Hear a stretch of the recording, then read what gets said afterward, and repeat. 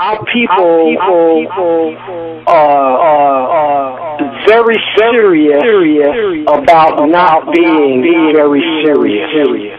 Our people are very serious genocide. about White not people being genocide.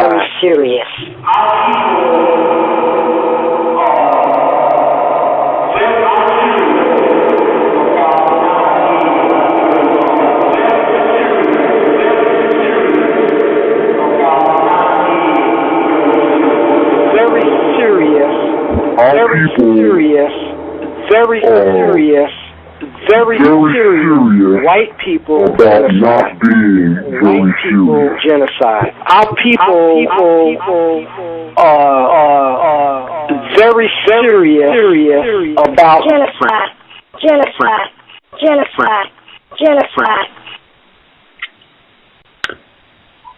Context of White Supremacy.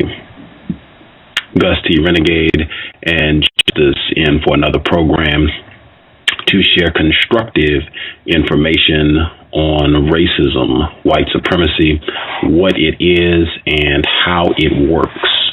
I want to start the program with a brief paragraph from one of the books that our guest for today's program authored.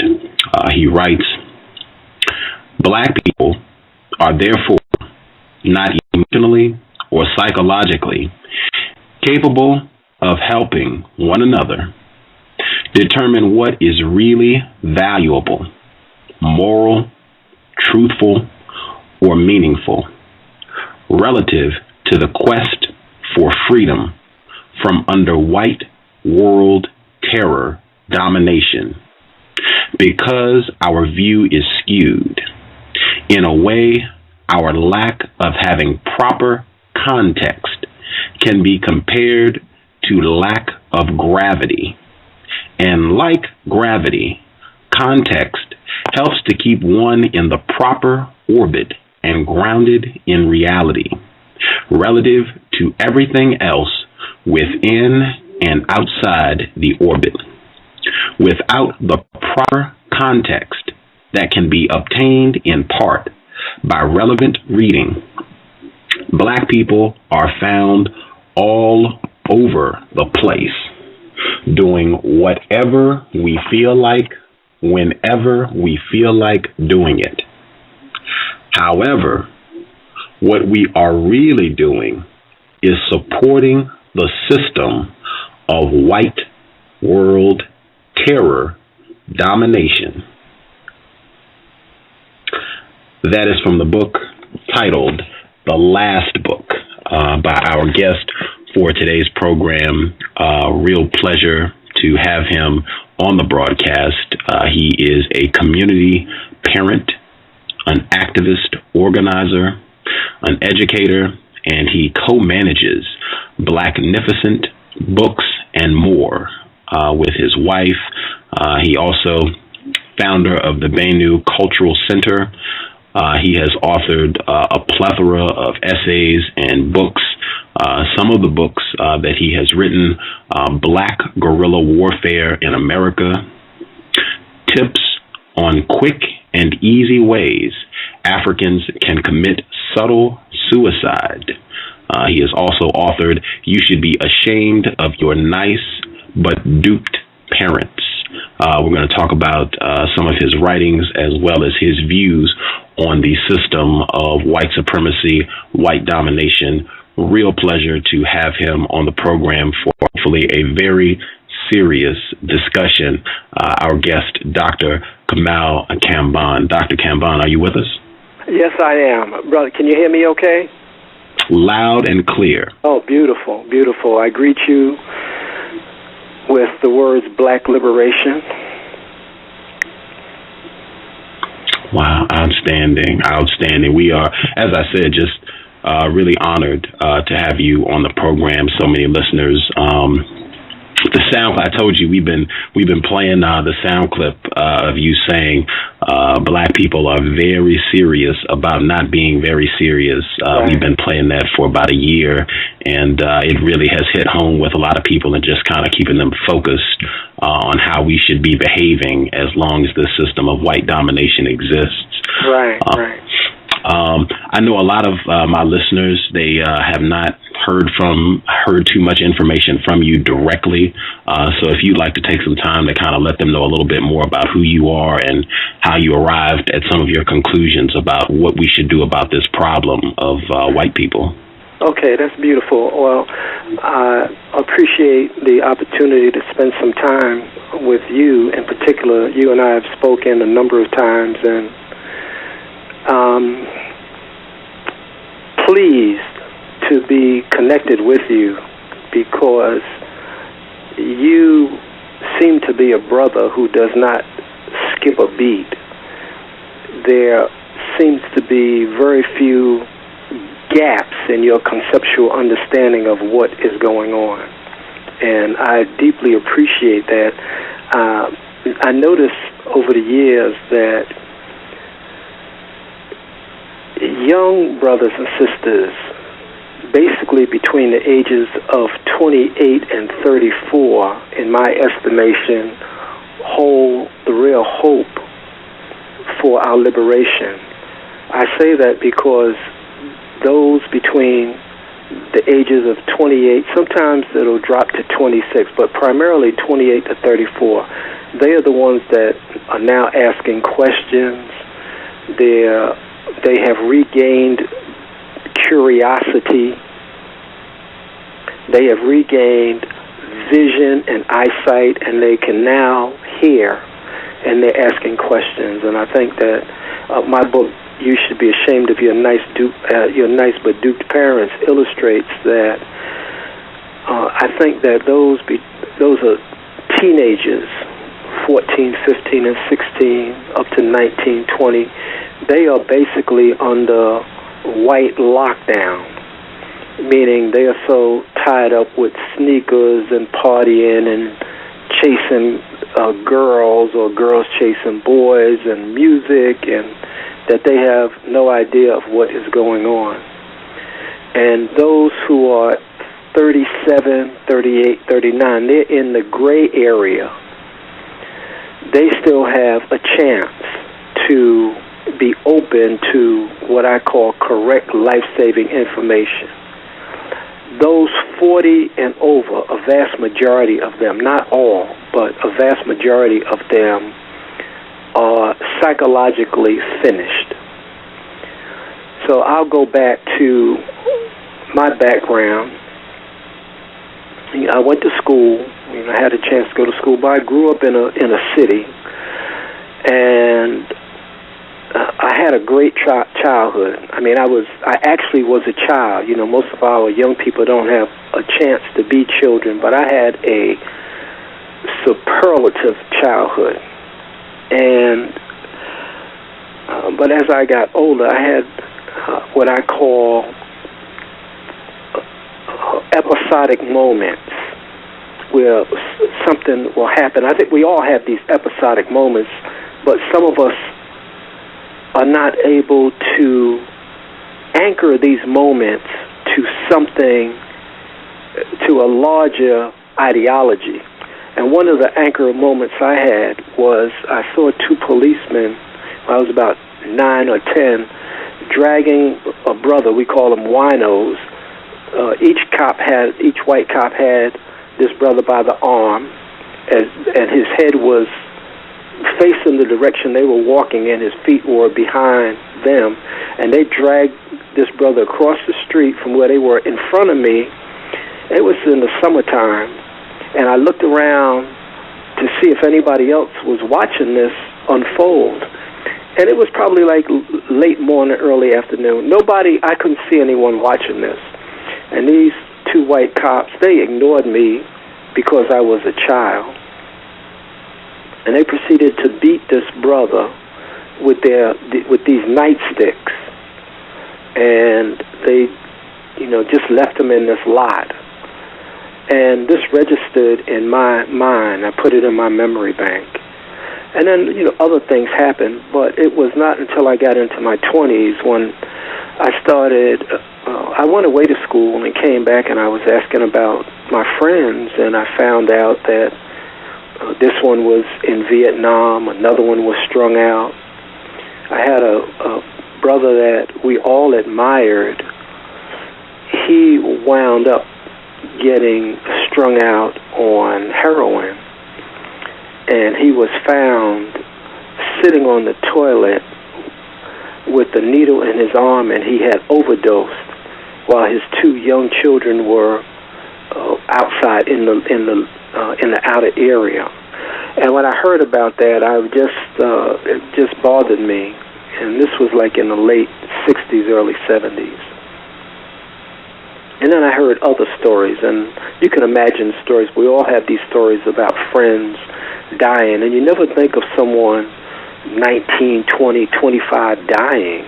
Nowadays it's not unusual to hear about death, but then it was very startling and unusual. And it wasn't until the late 60s, early 70s that my consciousness really started to percolate. I think that I was always conscious. I always felt like I was just a big pair of eyes because I used to see everything, and everything registered. And I remember going downtown to shop for Christmas, and I'm doing this, I want you to understand, without the benefit of any kind of counseling. And among all of the range of people that I knew, I could say there was not one that was conscious. And I'm talking about hundreds of people. For example, growing up, I never heard one adult say, you should drink water instead of soda, because water is essential. It's a life-sustaining element that we need. So we didn't even have that basic consciousness. So I go downtown and I get off of the bus, and I am astonished at the number of black people who are shopping in these big department stores. And to the point that it made me dizzy. I got on the bus, I went back home, and I announced that I'm not celebrating any more holidays. And I said that because it did not make sense. It did not make sense for people who lived in the conditions that we lived under to go and spend money that we really did not have. And I decided then, at that moment, I'm not celebrating any more holidays. And I was working with some white people, and I made this assertion that, it wasn't a pronouncement. I just said, it's not a big deal. I'm just not celebrating any holiday. I'm not spending money that I don't have. I'm not going into debt to buy gifts. I love the people, but I'm not doing that. And they were calling me Scrooge. It didn't bother me. And then I really loved jazz, and I went to a club one night, and I was leaving the club, and, I didn't party, like most brothers and sisters. And at this time I heard about the death of my friends and the terrible drama that most of them were going through, so I was just hanging by myself. I go to the club, I'm leaving the club. Now, I'm not drinking, I don't mess with drugs or anything like that. So I'm leaving the club. I go to stop, and I ask for orange juice in one of these little outdoor cafes. And he gives me this little orange juice, and he's going to sell this like 3 ounces for $5. I thought that was outrageous. I said, hey, man. Then and there, I decided I'm not spending money in the street anymore. I don't know if it was the same evening or another time. I go into a restaurant, and I look around. I don't see any black people working. I decided I'm not eating in any place where I don't see black people working. Remember, I'm doing this in a vacuum. I don't know about Dr. Ben or Dr. Clark or Elijah Muhammad to any great extent. I had been listening to Malcolm today, and I want to start off by saying that I have the highest regard for Malcolm and his brilliance and his ability to understand at a deep, deep level this dynamic in which we live. Today marks 46 years since his assassination, and I pay tribute to him. Last Thursday, February 17th, marked the 10th year since the assassination of Dr. Khalid Abdul Muhammad, the Black Power general. These are two luminaries in the pantheon of those who are now ancestors that we respect and we should always, always, always remember. Ahistorical people are people on the verge of death. So as I went through this experience, I was simultaneously going to school, and I was in the area of education, and education started to loom as a real big issue. I went through a very serious experience working with white people. I mean, very, very serious. When I came to this realization in working with this one particular white man, that this man, and it wasn't anything overt that he did, but I was reading a book entitled Body Language, a little paperback, because I always read, but I really wasn't reading conscious books. So I read this book, Body Language, and I started to understand the deep meaning of nonverbal communication. A couple of things happened, and his nonverbal communication to me was, as a white man, he wants to kill me. That was the message I got. And he was not really directing that message to me. Well, he was, but it spanned beyond me. He wanted to, as a white male, he wanted to kill everyone who was black. Now, I'd say African. And if you go on a Bibi Tumi Kasa, you'll see that linguistically, black and African across the continent are interchangeable terms. Dr. Theophile Obenga and Che Anta Diop's book, The Cultural Unity of Black Africa, explains these unifying principles that bind us together. So you'll hear me say African, that's spelled with a K and not with a C, and black. So they're interchangeable. Dr. Ben has a book entitled Black Man of the Nile.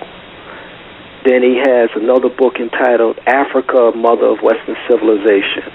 Dr. Clark has a lecture, Black Family Under Siege. He has a book entitled Christopher Columbus and the African Holocaust. So these are our twin towers, Dr. Ben and Dr. Clark. And these are the terms that they use. So someone can come and bring me different correct information, then I will accept that. But until that time, these are the terms that I use. And so this moment got very serious, and I understood that as a man, I said, one thing I learned immediately, I said, wow, this is what it is like to be a black man in America. And I was about 30 at the time. And when I understood that, I immediately changed. I went through a transformation. And it's very interesting. Dr. Amos Wilson gives a lecture, and he talks about Colin Ferguson, the man who got on the Long Island train and killed some white people. Dr. Amos Wilson, whose book, among many, is Blueprint for Black Power, said that Colin Ferguson's self-hatred mechanism broke down. So instead of internalizing oppression and going to alcohol and drugs and other debilitating things, Colin Ferguson externalized his understanding and carried it out. So instead of me, I did not internalize oppression. I knew, okay, you want to kill me, I'm not going to let you kill me. And that's when I started to move in a different direction. Part of this was, as I used to walk through the community and meet brothers that I knew, I would ask the brothers, I said, hey, yo, man, how you doing? And I knew a lot of brothers. And the brother would say, yo, man, I'm all right, but I'm trying to get myself together. And there's a thing about that I perceived. I could tell when a brother was drinking a lot of wine because his lips always looked wet. And the brother would say, yeah, man, I'm trying to get myself together. And I heard this repeatedly from so many brothers. And then I would meet a brother, he would say the same thing, I'm trying to get myself together. And I could see that this brother was smoking reefer. You can look at the fingers, the thumb and the other finger, the forefinger, and you could see them a little yellow, or you could see their teeth yellow from the stain of the joint. And this was in the early 70s, and I finally came to this point. I said, wow, what self is he talking about, or what self are these brothers talking about? And I came up with this idea, which is embedded in Black Guerrilla Warfare, that we have these different selves: a psychological self, a cultural self, an economic self, an education self, a health self, a spiritual self, a social self. I didn't do much with politics, and there are a couple of others that I'm going to get into later on. So anyway, this was my odyssey into becoming conscious. And when I understood that this white man wanted to kill me, and it didn't matter whether I had on a suit and tie, that was irrelevant. It didn't matter whether I had a title, whether I had a degree, whether I had a big car, whether I had a big house, where I lived, that was all irrelevant. There's a brother, and if you're online, I don't know if you can do this while we talk. There's a brother, his last name was Walker, and I can't remember whether he was in South Carolina or Columbia, Georgia. This was about 5 years ago, I think, and he was coming out of an apartment complex which he did not know was under surveillance by undercover cops. He emerges from this complex with, I think, at least two other friends. They get in the SUV. Immediately as they drive off, the cops surround the car, pull him and his friends out, and within a matter of moments, Kenneth Walker lay dead. The cops shot him. He was the driver of the car. And I think, if I remember correctly, I have this article in one of my books that there were 10,000 people that came out to his funeral because this was such an egregious execution of a brother. The reason I bring this up is because Kenneth Walker was a brother who had on a suit and tie. He was a Christian. He had a job. He had a wife and a child. He had all of those things that the society says that you should strive to achieve, and he was executed. So when I became conscious, I changed. I decided I was going to change my diet because I understood the medical industry, the hospitals, and what a racket that was. There's a book entitled Racketeering in Medicine. Among other books, there's a book entitled Medicine by Scott Whitaker. Another book, The Medical Mafia. There's a book that everybody should get entitled Survival into the 21st Century by Viktoras Kovinskis. An excellent book, a life-changing book. So I changed my diet. In a short period of time, within like 3 or 4 months, I stopped eating dead animals, commonly known as meat. I moved away from dairy products altogether, sugar, and when you read the books, you'll understand how important this is. I changed my whole psychology. Again, it wasn't until about 20 years later I discovered Dr. Barashango's books, African People and European Holidays, A Mental Genocide. I said, oh, wow, here's somebody else that understands that why should I celebrate a European holiday? I'm not European, but even more important than that, I'm not going to invest in a system that is out to kill me. And then, over time, I decided, along with my mate, that we were going to change. We delivered our children at home without medication, drugs. We didn't deal with vaccines. We don't take flu shots, none of that. But so that is, and I think in 82 or 83, I wrote the Black Guerrilla Warfare, a People's Manual Manifesto, saying basically the concept was we're at war. And I was compelled to write that book. I did that little book on a typewriter while we were also simultaneously working and building. It was an arduous task to try to do everything that I was doing at the time. But I was possessed to do this.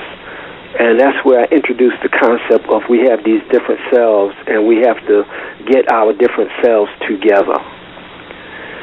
And then I wrote the other book, Tips on Quick and Easy Ways Africans Can Commit Subtle Suicide. I'll talk about that tonight. Then I wrote the other book, Food, Health, and You, Why Black People Die So Young. And out of that book, I used to put news articles in my books. And because I have thousands, literally thousands of news articles, when I hit that crescendo, that illuminating moment facing that white guy, it also registered that I had to find out what was going on. There are a couple other incidents happened at around that time. One was the shooting death of a young brother who was 13 years old by a cop. And then in a matter of 2 or 3 weeks, there was another young brother who was shot and killed by a cop, and this little boy was 10 years old. So with the combination of these factors dovetailing, I wanted to know for myself what is going on and how could black people let this slide. And that's when I started collecting articles, reading newspapers, audio taping, videotaping. Like at this point, I've got maybe 1,800 VHS tapes with all kind of information. Anything on planet Earth related to black people, I try to have information on. I was thinking about it today. I was watching an interview about 3 or 4 years ago, and in an Israel, so-called Israeli, a general said that what he does and what he teaches all his troops is to be on alert 24 hours a day. He said, basically, I'm paraphrasing, he said, we do not let anything slide by us because we don't know that little thing we let slide might be the thing to lead to our demise. And it's interesting, simultaneously, I follow the black political prisoners. We have many black political prisoners in the prisons of the United States. The last figure I had was about 150. That includes Louis Peltier, of course, Mawiyah, Jamil Al-Amin. Both of these men are languishing in the prisons of the concentration camps of America for crimes they did not commit. We have some brothers and some sisters in prison that have been in prison 35, 36, 40 years. There is a book entitled Buried Alive, about what's happening in California and how a lot of these are not political prisons, but a lot of these prisoners are buried in solitary confinement for 24 hours a day, every day, with no lights in the cell. They don't know what day it is, what time it is. It's really a horrendous situation. So the general makes this comment, and it's interesting. Geronimo Jijaga Pratt was accused of a murder in California called the tennis court murder. And he was in prison, and he says, he's interviewed, and he also says this. He said he went before the parole board, and the parole board said they would release him if he recanted being a revolutionary. He said, I'm not going to recant that. He said, I'm a revolutionary. And they sent him back to prison. There were times, 2 or 3 times, he didn't even go to the parole board. But they knew, not that the parole board knew, but the prosecutor and other attorneys surrounding his case knew that he was innocent. They manufactured this evidence against him. And he was in prison for 18, 19, 20 years, but he was fighting his case. Johnny Cochran got involved. And what happened was Johnny Cochran went through the transcripts. And as he went through the transcripts, he came across one little statement. Julius Butler, you all should know his name. Julius Butler was an FBI informant. But during the course of the testimony, he said he was not connected with the police or the FBI. I don't remember if the police or FBI, but he said he was not part of that. But in the transcript, it said Julius Butler, FBI informant. And that little piece of information was the key that led to the release of Jijaga Pratt. The white people, I heard Obama say it last week, the devil is in the details. So tonight I'm going to talk about the macro view, but also I'm illustrating what the general said and this situation with Jijaga. The details are equally important as understanding the overarching view. So that's a little bit. There's more. I wrote other books, Duped Parents, Part 1, Part 2. There's the Declaration, which traces, to a great extent, the genocide against African people from ancient Kemet up until the time I published the book. Then I wrote The Last Black Man Standing as a separate book. It appeared as an article. And a brother called me about 2 or 3 months ago and said he was going through his files and came across that article published in 1999. He said, this is prophetic. He says, really illustrates what's going on now. After The Last Black Man, I wrote the Duped Parents 1, Duped Parents 2, then the Blackest Book, then the Blackest Book Part 2, and then the newest book is Messages from the Ancestors Trapped in the Context of White Domination. So that's a little bit about that. The other piece I really want to amplify is that I've never been a member of a civic, well, I can't say civic because I was doing community organizing, but I wasn't part of any formal group. But I'm not a member of a fraternal group, not a member of a military group, a social group. I'm not a member of a religious group. I'm not a member of a martial arts group. I'm not a member of any group.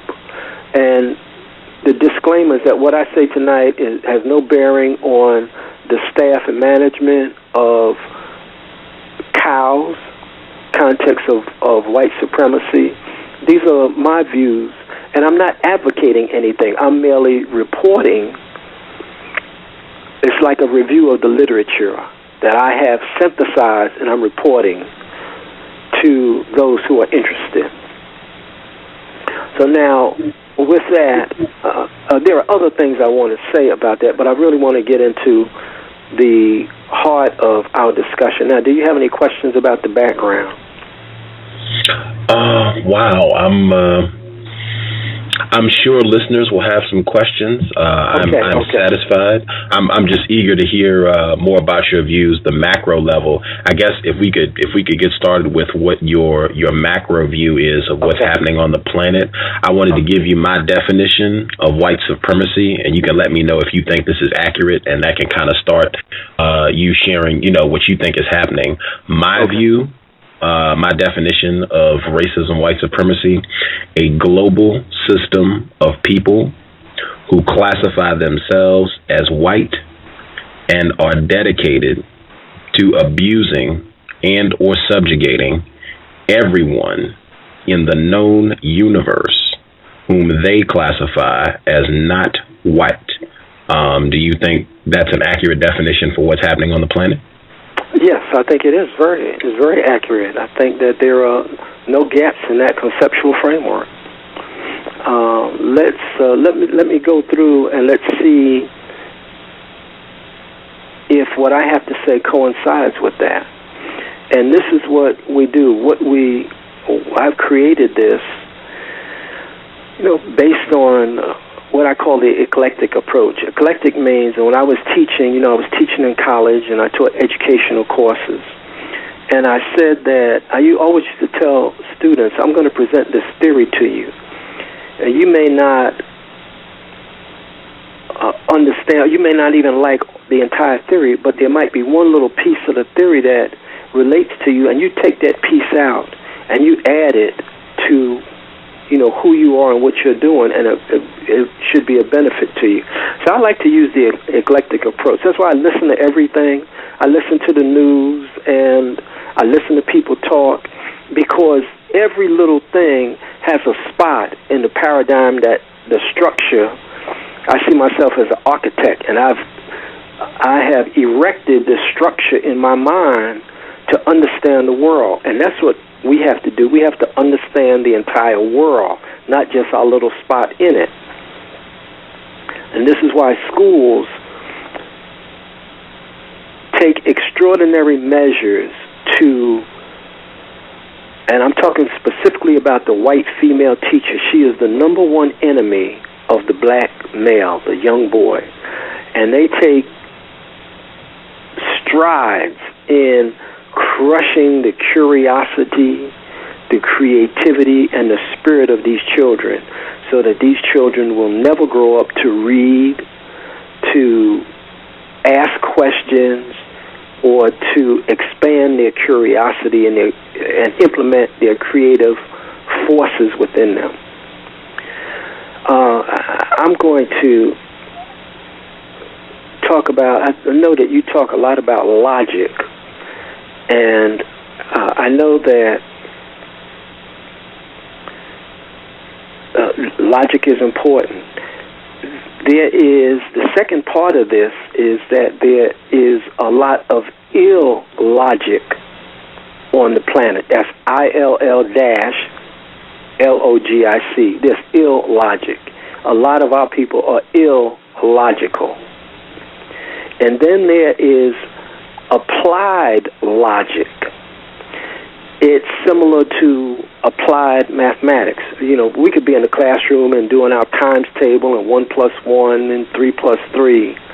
That's in the classroom. But then when we go to the market, we buy an item that, and hopefully we're going to a black-owned market. We give the cashier $2 and the item is $1.63. We should be able to calculate what our change is. That's applied mathematics.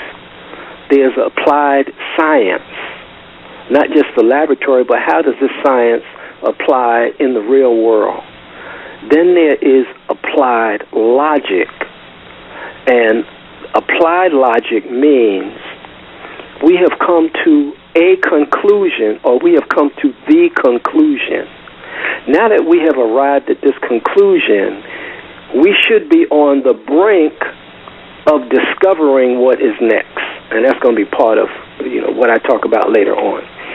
So I'm going to probably miss some things, but let me begin by this overarching macro, it's actually called the Kambon overarching macro African view of the world. And if you have two pieces of paper and you put them horizontally next to each other, we can go across the page and I can lay out this paradigm. Okay, the first, on the left-hand side, the first overarching domain is genocide. Now, under genocide, there are many aspects. Genocide means that the world, the globe, is a war zone. The entire globe is a war zone. And it is operated by, we could say whites, but it's whites and a white superimposed mind on others, on other groups.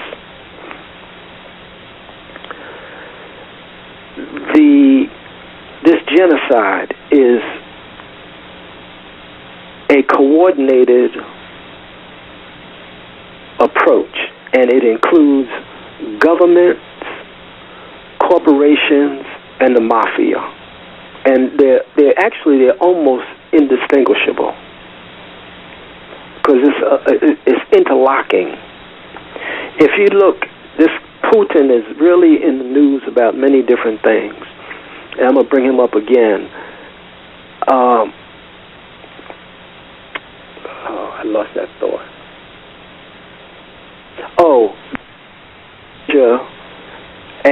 And Kosovo are connected to the government is connected to the mafia. And you know, in this country, work with the mafia to try to assassinate Castro and other leaders. You want to go and check out the John Perkins and his Confessions of an Economic Hitman, and his newest one, I can't think of the title right now, but it's very powerful. But even before John Perkins revealed how this government went out and assassinated world leaders, John Stockwell, a so-called ex-CIA agent, was interviewed by Gil Noble on the flagship station ABC out of New York, and this was like in maybe the 80s, early 90s. Stockwell talked about and laid out this scenario about how the government, when it was dispatched these agents into other countries and assassinated leaders that didn't comply with being puppets. So over the globe then the globe is now a war zone. And under the war zone, this is what I mean, that the white people have made the world, these four things. One, they made the globe an international prison. And by prison, there is a warrant out on, there was one out on Charles Taylor of Liberia when he fled. You know, he murdered a lot of the people. He fled, and they issued this international warrant, arrest warrant on him. There's a warrant on someone else. I can't remember who it is, which shows that this is really an international prison. Now, while I'm thinking about it, I want to say that as black people, we are also in prison. And I'm saying, as part of my conclusion, that we are all in prison. The black woman is in general population, but the black man is in maximum security in this prison. And I think, I can't substantiate this, but I think that it will be a man who will come up with the once and for all solution to the biggest problem on the planet, because the man is under more intense lockdown than the sister, even though we're both in prison. The next under genocide is the world under white domination. And you notice I don't say white supremacy because I never want to subordinate myself psychologically to white people. White people are not supreme. The word supreme connotes something that's positive. John Coltrane, A Love Supreme, the Supreme singing group, had all these gold records. They were at the top, but it, to me, conveys something that's positive. And so I don't want to subordinate myself to, psychologically, to, I call them, I don't subordinate myself to them, and because they rule by terror and deceit and trickery. That's how they rule. They terrorize everyone on the planet. If you notice, for example, I think it was last week when President Hu met with Obama, it was through his interpreter. He said to the U.S., he said, listen, we are not trying to compete with you militarily. That, yes, we have atomic power or nuclear power, but our goal, basically, is he's saying, we want to neutralize any attack that you might think about launching against us. In other words, he's saying, we're into ourselves, but we have this power. And I remember seeing a piece years ago that when Mao and when China finally got nuclear capability, they showed that the people were in the street crying and celebrating because now they knew that America, that the white people had to back up off of them. This is what détente was about. Russia had what the U.S. had. Malcolm in his speech says, you have to learn how to speak the language that white people speak. He said, you can't talk to a man in French, or if he's French and you speak in Chinese, he doesn't understand what you're saying. So Malcolm goes on to say, when the Klan comes up on your porch to get you, and you are speaking the language of the Klan, then basically it's even Steven. So this idea that we don't subordinate ourselves psychologically, and that's why I don't use white supremacy, nor do I, like Alex Jones, he has many tapes. One is The End Game about the Bilderberg. Alex Jones, Anthony Hilder, his tape is 9/11 Illuminati terrorist attack on the World Trade Center. And they, along with others, use the term global elite. Global elite. I never refer to white people as elite because they are not elite. When we think about it, why would I refer to someone that has $1 billion as elite? Because he has money? That's ridiculous. This is a sleazy person, and if he has $1 billion or $1 million, he got his money one of three ways. He exploited people, he exploited land, or he exploited resources. And if you see an old white man with a cane or an old white woman in a wheelchair in the park, look at them and know that they got to be old exploiting African people. And if they didn't directly exploit African people, then they were associated with a person or a corporation that exploited African people. That's how they can retire. So I don't subordinate myself psychologically. They dominate. Yes, they dominate us, but they are not supreme. Okay, so that's the planet is a prison. It's a plantation. The plantation is what the white people do. They were talking about Abraham Lincoln. There's a great book, Forced into Glory, by Lerone Bennett. It took him 10 years to write this book about tracking down the real Abraham Lincoln. But when Lincoln issued the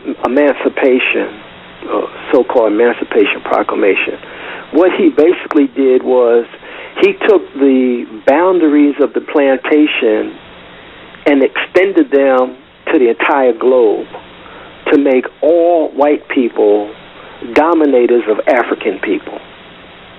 So they made the planet an international plantation. I can elaborate on that later on, but just get the concept. The next thing that under genocide is that the planet is an international cesspool. White people have made the planet a cesspool, meaning, and the best illustration is the internet. The internet is a cesspool. It has become a cesspool with spam, pornography, identity theft, all kind of credit card scams.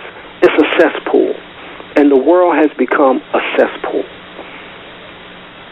And I call the white people, since I classify the world as a cesspool under this paradigm, I refer to the white people as cesspoolians, CESSPOOL-LIANS,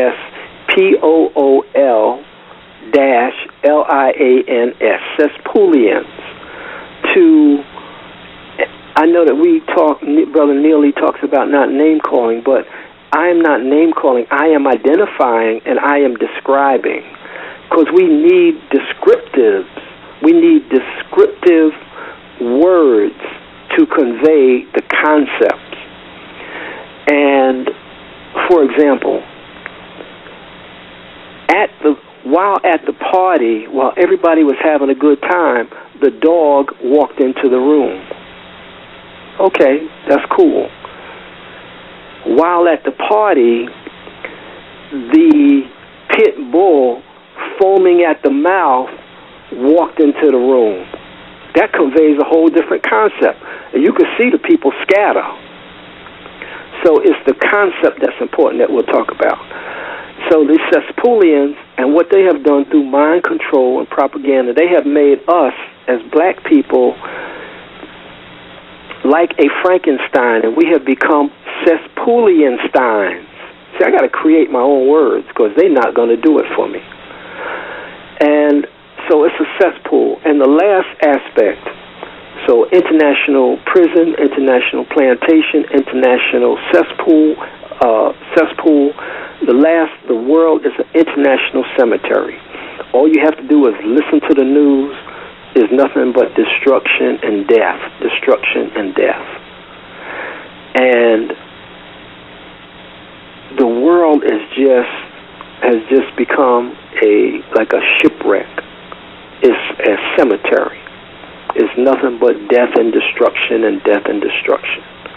And this is because of the white mind and the white mindset that dominates through the so-called governments, the corporations, and the mafia. And this is what comes under this idea of the genocide. And the definition of genocide is, there are two definitions. One is, this is when, and we've misused this word, it's when one group goes into the territory of another group and moves to exterminate that group because of religious, racial, political, social, or economic reasons. When the white people went into Tasmania, they exterminated every Tasmanian. They came from outside and went into that region. Read the story of Truganini. I can't give you the correct spelling. I think it's Truganini, Truganini. She was considered one of the last Tasmanian women. You read her story. It's very heartbreaking. And she explained what happened to her family members when the white dominators came in. Oh man, did I lose that thought?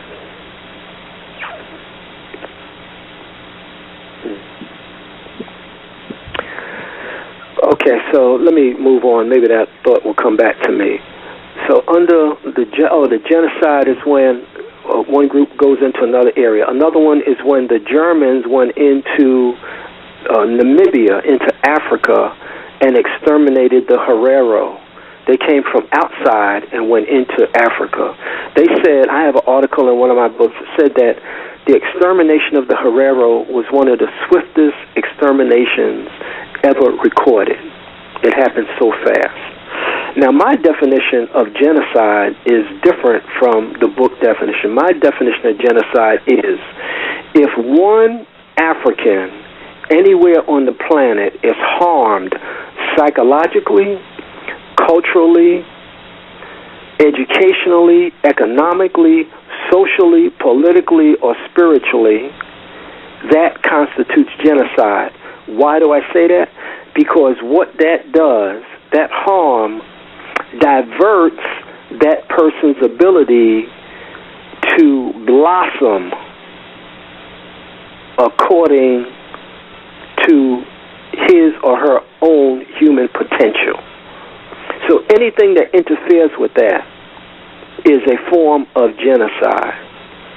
Now, I want to also add this.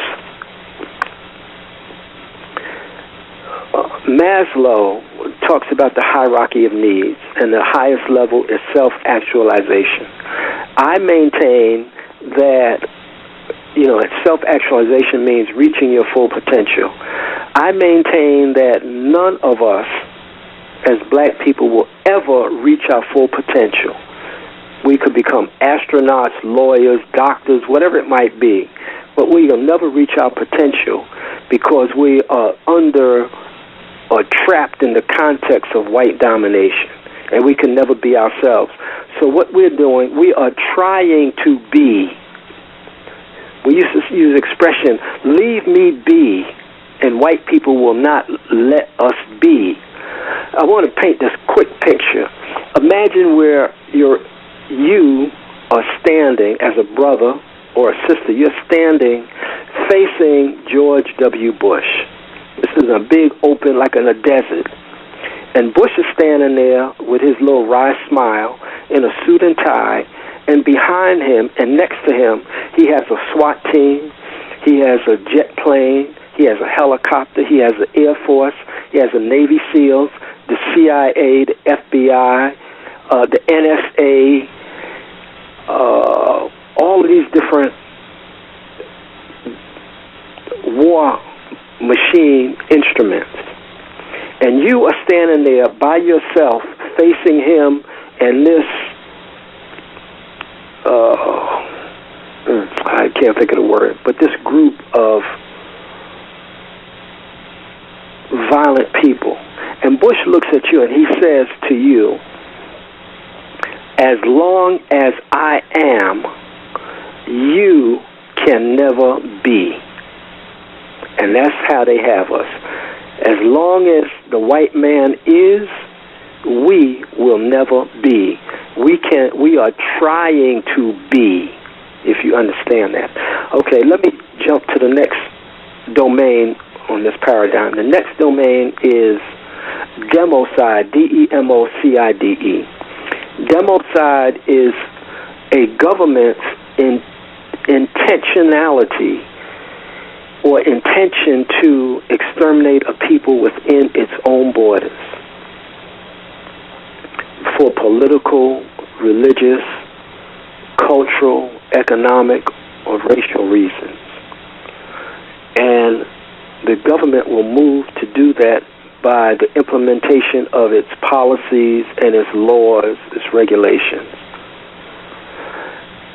In addition to that I'm adding to this, I have to go back and look at the definition, but I'm adding to this, and the government also gives a tacit sanction to its own other people outside that group, outside the racial group, outside the social group or cultural group that they're trying to move on, but they give the other people, the other white people, in other words, the sanction to engage in activities that also lead to the extermination of that group. Now, this is important. I think we have to correct our definition of extermination as well. If you look at what I call the homegrown organics, popularly known as the Indians, but they are the homegrown organics. They were, in effect, some are still here, but in effect, they were statistically significantly exterminated. And this is very important, this idea of statistical significance. When you go to school and you're doing a thesis and you're doing all this research, they ask you at the end of your research, was your research statistically significant? Meaning, does it have this value that we can take it and we can add on to it or amplify it and use it for something else? So the natives, the homegrown organics, they were statistically exterminated, even though some are still here. So I think that we have to really adjust our understanding of what extermination means. I hope you understand that little explanation for it. Then democide takes these various forms. It could be psychological democide. It could be cultural, economic, social, political, religious, etc. So these are the different forms of democide. The next domain on the planet is subtle suicide. Subtle suicide means that we as black people, as African people, take it upon ourselves in imperceptible, meaning you hardly notice it, ways to kill our own selves. Subtle suicide is a slow process of death. And we engage in different forms of subtle suicide. I was in a supermarket one night, and this brother was ahead of me, tall brother, about 28, 29 or so, and he was getting this big six-pack or this giant jumbo thing of beer. So I'm looking at this brother, and, you know, I always dress, I never wear a suit and tie. I haven't worn a suit and tie in 30-something years. I want the white people to know I'm against them. I'm not trying to conceal that. If we're in prison and the prison guard is looking at all of us in prison, does he think that we're not trying to escape? So I you know, like I said earlier, I know the white people, it doesn't matter to them what we wear, what we have, etc. So I wear something that embellishes and enhances my identity, my self-esteem, wherever I go, anywhere on the planet. That's how I roll. So he's standing ahead of me, and what I do, I said, man, I need to talk to him. I don't know how he's going to respond. So I said, yo, I got the correct information. I'm going to run this by him. I said, brother, do you know that drinking beer, it will kill your brain cells and it will kill your sperm? So he looks at me. He said, oh, you know, he doesn't really respond one way or another. I said, so, just think about that. So he gets the beer and he leaves. So I don't know what effect that would have on him. Maybe a year from that point, he might be drinking a brew and he said, wow, man, that guy, he told me this stuff is killing me. So this is a form of subtle suicide. I recently saw a guy, he bought a pack of cigarettes and, again, some beer. I said, man, this guy, he's really bent on his own subtle suicide. In my book, Food, Health, and You, Dr. Thomas Malone, Malone, and around 1989, an MD out of the CDC, Centers for Disease Control in Atlanta, did research that revealed at that time 60,000 black people die every year that don't have to die. And he called this excess, EXCESS, excess deaths. And they're dying for homicide, cancer, all these different maladies that take them off of the planet earlier than they should go. It's premature death. And so this is what subtle suicide is. So we can destroy ourselves psychologically, putting blonde in our hair, buying our children white dolls, calling ourselves minority, going to the crib. There are many third world. There are psychological things. I have a whole list of them. I've got about 40 or 50 lists in the psychological area, orbit, that illustrates subtle suicide psychologically. Then there's cultural subtle suicide, where, of course, we celebrate the White Horror Days, HORROR days. It's really DAZE, the White Horror Days. Then, having a white wedding, with the white gown and spending $15,000 and $25,000 on a white wedding, that's cultural subtle suicide. And there are others in this area.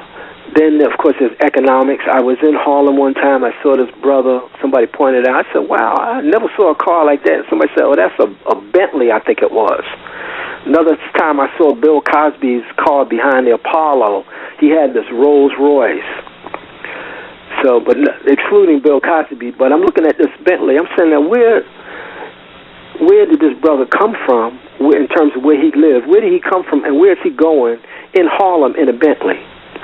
So what he did is he took this money. I don't know how he got the money, but he took this money. He exported his money to the white dominators. And so they made an enormous profit off of the purchase of this vehicle. Then they took that profit and then parlayed it to their relatives so that their relatives can continue the white domination over us. So there are these different forms. There's religious subtle suicide.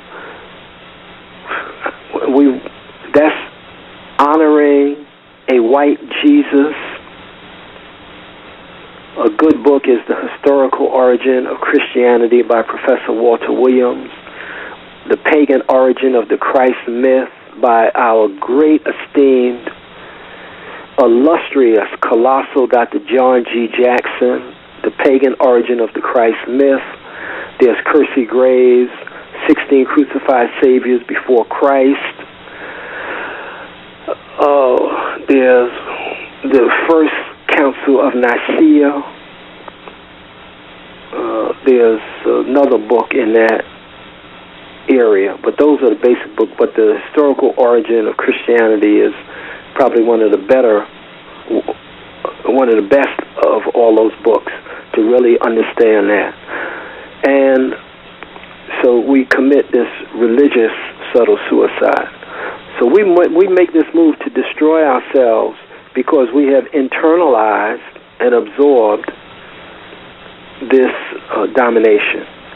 Now, I was thinking about this, Brother Gus, and I'm saying, I'm looking at this subtle suicide. I said, wow, man, people, they really are killing themselves. And I'm trying to figure out, how did this happen? So what I came up with was now we have genocide, democide, and subtle suicide. Between democide and subtle suicide is another domain, and that domain is entitled The Wrong Concepts. The Wrong Concepts. And the concept is the baseline for all thought. And under the wrong concept, there was a man, Alexander Litvinenko, Litvinenko, Alexander Litvinenko.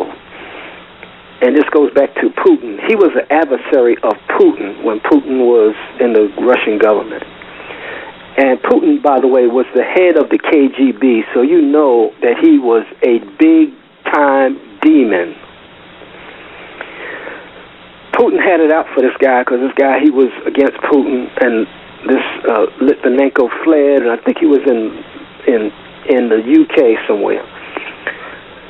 While Litvinenko is in the UK, he gets a call. These two guys, they want to meet with him. They meet with him in a restaurant. They have this discussion. Litvinenko, he leaves, and in a couple of days or so, he falls ill. If you go online, I think you can see the video. He's in this hospital bed. His hair has fallen out. This is over a period of time. His hair has fallen out. He's lost all his weight. And he said he was given the most lethal, they discovered he was given the most lethal dose of radiation that exists on planet Earth. And when the so-called authorities tracked this down, they saw traces of this under the special light on the plane from Russia. They saw it in a restaurant. So probably they had a third agent pose as a waiter and give this guy this thing. So that's why one of the reasons I say don't eat out in restaurants, especially don't go to white restaurants, unless you might. You know, if you go out, you go to a buffet where everybody's eating the same thing, but even there you have to be careful.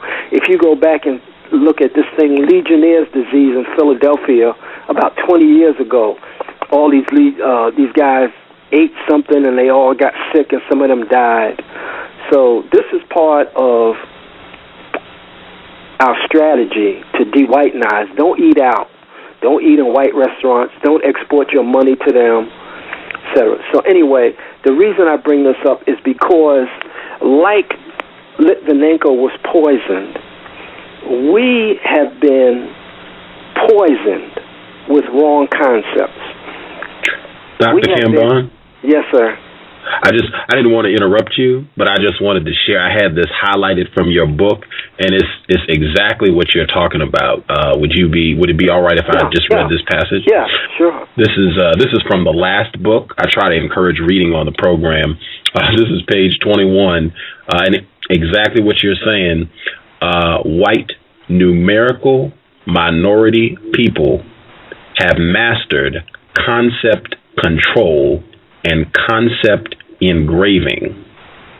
They, the scientists, the teachers, the philosophers, the theologians, etc., have conquered the process of concept formation and developed a process to introduce and superimpose their concepts to and on the world, and a method to control all of the conceptual space that fills our minds.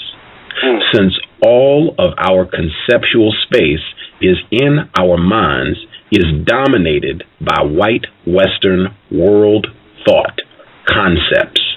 We cannot think outside the box.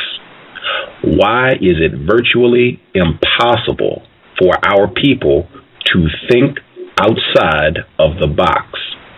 We can't think outside of the box or think analytically or critically because white systems have set all of the standards for thinking by creating the concepts we apply to everything we think about. In other words, the white numerical minority people have standardized concepts or the thought process.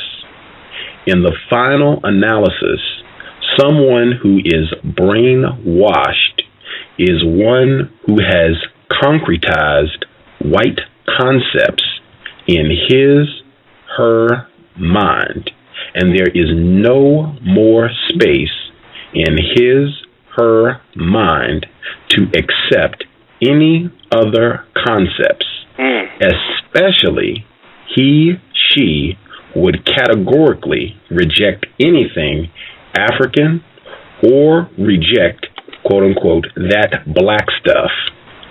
We are above all else conceptual prisoners in a conceptual framework or penitentiary and suffer from conceptual incarceration. Better, we are under conceptual lockdown. This is page 21 from the last book. Our guest, Dr. Kambon. If you could elaborate on that, and especially how when you have incorrect concepts, you really become totally incapable of grasping context. Right. I think that's very significant in that it's like you take a glass and you fill it with water. There comes a point where you can put no more water in the glass. is filled to the top. If you put any more, it will overflow. That's how the white concepts have been layered on us, and the only way to get correct life-saving black liberation, total African liberation concepts into the person is they have to download or downsize. It's like really taking an intellectual enema and getting that stuff out so that now you have space on the top for some of the black stuff. Now there's some things, the other things I want to say. They have layered these concepts on us, and they have become concrete. It's like if you take a new paintbrush and you're getting ready to paint, you can take that brush, let's say it's like a big 4-inch brush, 5-inch brush, and the bristles, man, they're flexible. You can put them on your face and boom, it feels, it's good, right? The bristles are flexible. Then you start painting, and then all of a sudden you are called away, and you're called away for a couple of days. You come back 3 days later. You had just put the paintbrush down. When you come back, that paintbrush is hard as rock. You could put it in paint thinner or paint remover. You can do anything you want, but it's hard to get it back to the condition it was in because it has become so hard. And that is what happens with these concepts. And I got a little paradigm that I'm going to share with you that illustrates this process and how that process actually takes place. In other words, how our concepts become concretized. I'll share that with you shortly.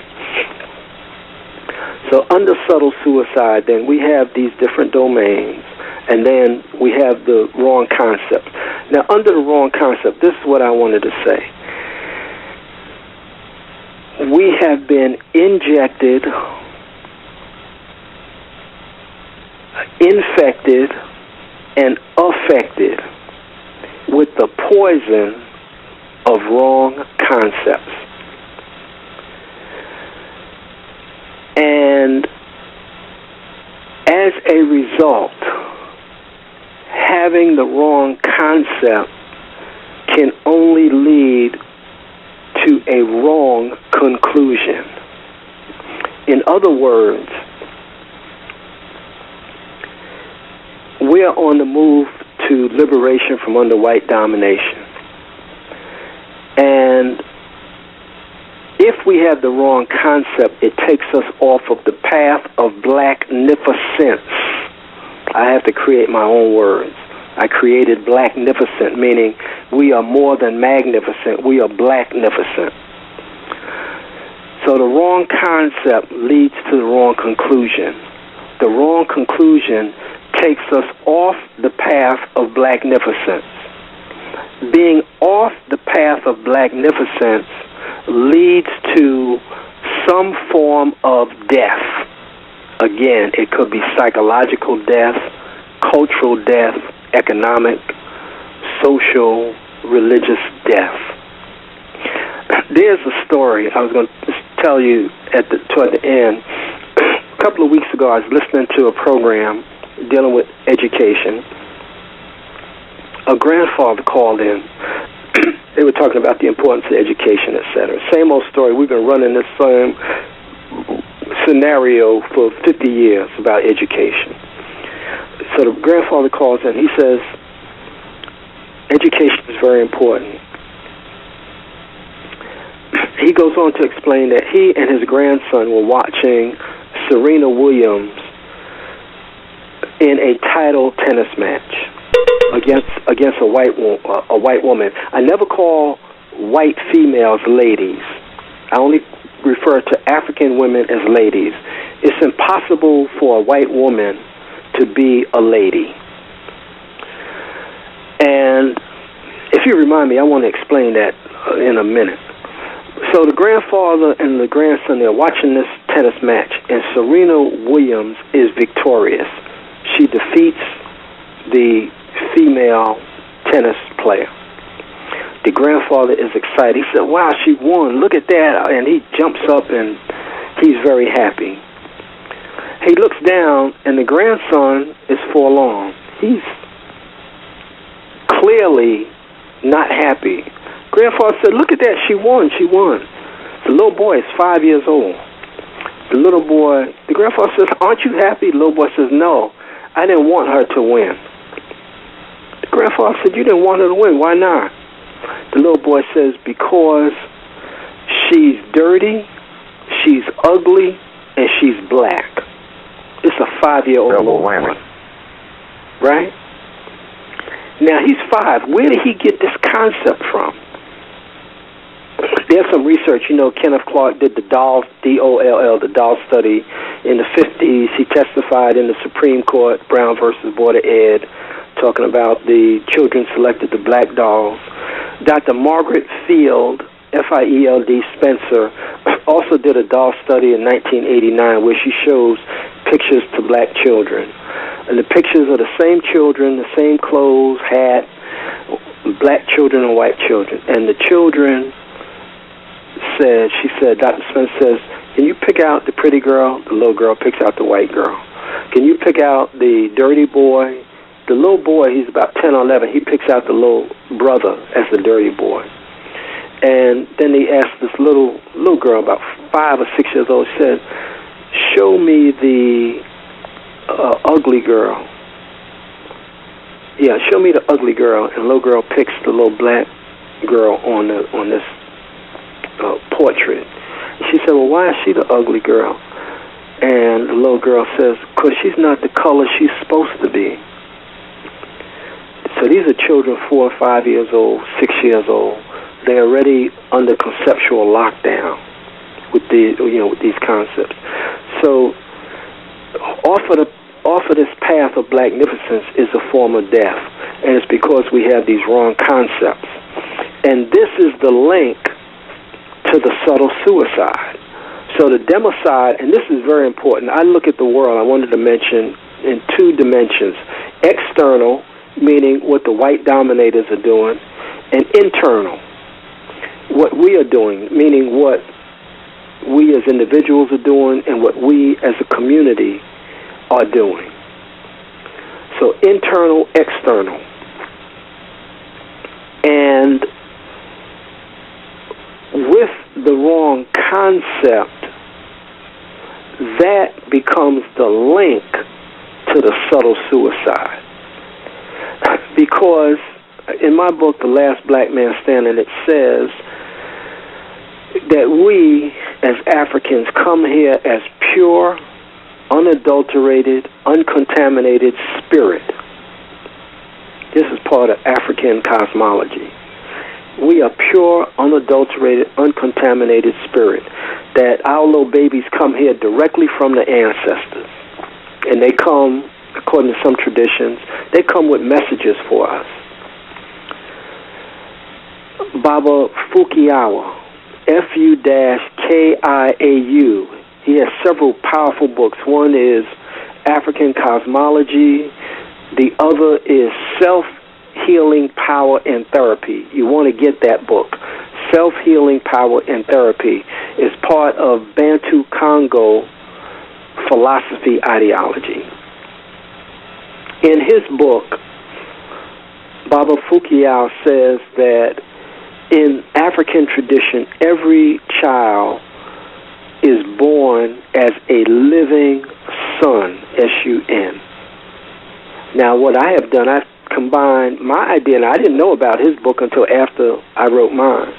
I said, wow, okay, there's somebody else, I'm connecting with on this level.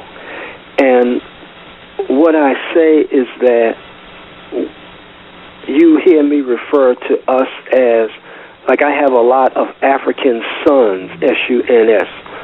They call me and, we have this exchange. And I say that we are a per-son, P-E-R-S-U-N. And that means that each of us as an African, we are a person. That means that we are a piece of the radiant sun. And as a piece of the radiant sun, our mission is to be illuminated, that means knowledgeable, and illuminating, that means spreading knowledge. So you'll hear me, you'll see in my writings, I talk about the African per son. And I think that's very significant to understand that. So we have these wrong concepts, and the wrong concepts represent the link that lead us to subtle suicide because we got the wrong concept. So a brother said, well, I'm a thug. I had a family come to me in the bookstore. They brought their son, 19 years old. They said, we want you to talk to him. He thinks he's a thug. So, I ran it down. Okay, you're a thug, but if they get you in prison, you're not going to be a thug. You're a little short, thin brother. They're going to jack you up. So, but in his mind, he thinks he's a thug. So this is based on the concepts that are formed in our minds, and the concepts are incorrect, and they lead to some form of death. Okay, now the next domain, I'm kind of fast forward. The next domain is feedback. We always get some form of feedback. Whatever we do, whoever we are, getting feedback. And feedback is verbal, nonverbal, physical. Sometimes no feedback is a form of feedback. But I maintain as black people, we are feedback illiterates, meaning we don't know how to read the feedback, or we misread the feedback, or if we can read it correctly, we ignore the feedback. The death of Sean Bell, shot all those times by the police, that's feedback. The death of Oscar Grant, that's feedback. The death of Taisha Miller in California, she had, I think, an epileptic attack. Slumped in her car, passed out. The cops saw a weapon in the glove compartment, shot her 19 times. That's feedback. We're always getting feedback, but we're not reading the feedback correctly.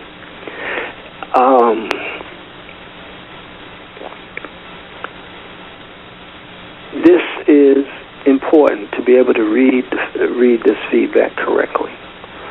Now, there's a little piece in here somewhere that I think I left out, but that's kind of the overview.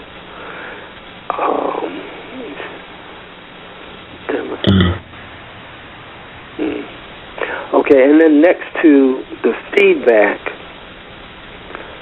is Black liberation, and I'm going to come back and talk about that. Next to Black liberation is diversion, and next to diversion on this chart is what I call ratinization, R-A-T-I-N-I-Z-A-T-I-O-N, ratinization. Now, there's a piece that I'm omitting, and I'm trying to go back to recollect, that part of the wrong concept, I'm going to put it under wrong concept, and then we can come back and I might be able to correct it.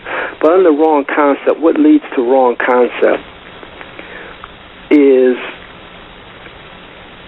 how does this happen? It happens through different vehicles, various vessels. It comes through propaganda. And there are at least 6 or 7 forms of propaganda. One is testimonial.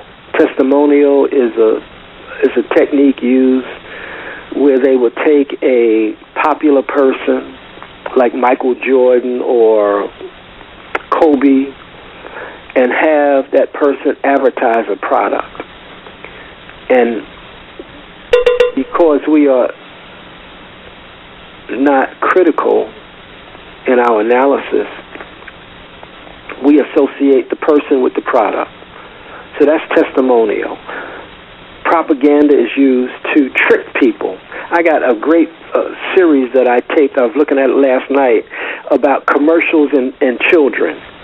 And I'm looking at it, I'm just laughing how they trick these children into buying all these toys, and the children think they're going to get the background and the scenery, and when they open the box, this is one little lone toy. I said, man, it's easy to trick kids. We refer to them as children. So it's propaganda. Then the next is mind control, which is similar to propaganda. But mind control leads us to the wrong concepts. I think you mentioned that you had Stephen Jacobs on your program. Yes, sir. Mind Control in America. Gary Null, N-U-L-L, has a good book, I understand, dealing with mind control, tricking people. There is a good book, I haven't read the book, but I know about it, entitled Deadly Spin, S-P-I-N. Guy's name is Potter, and he talked about how they trick the people in this healthcare maze and what's going on, how they set up front companies.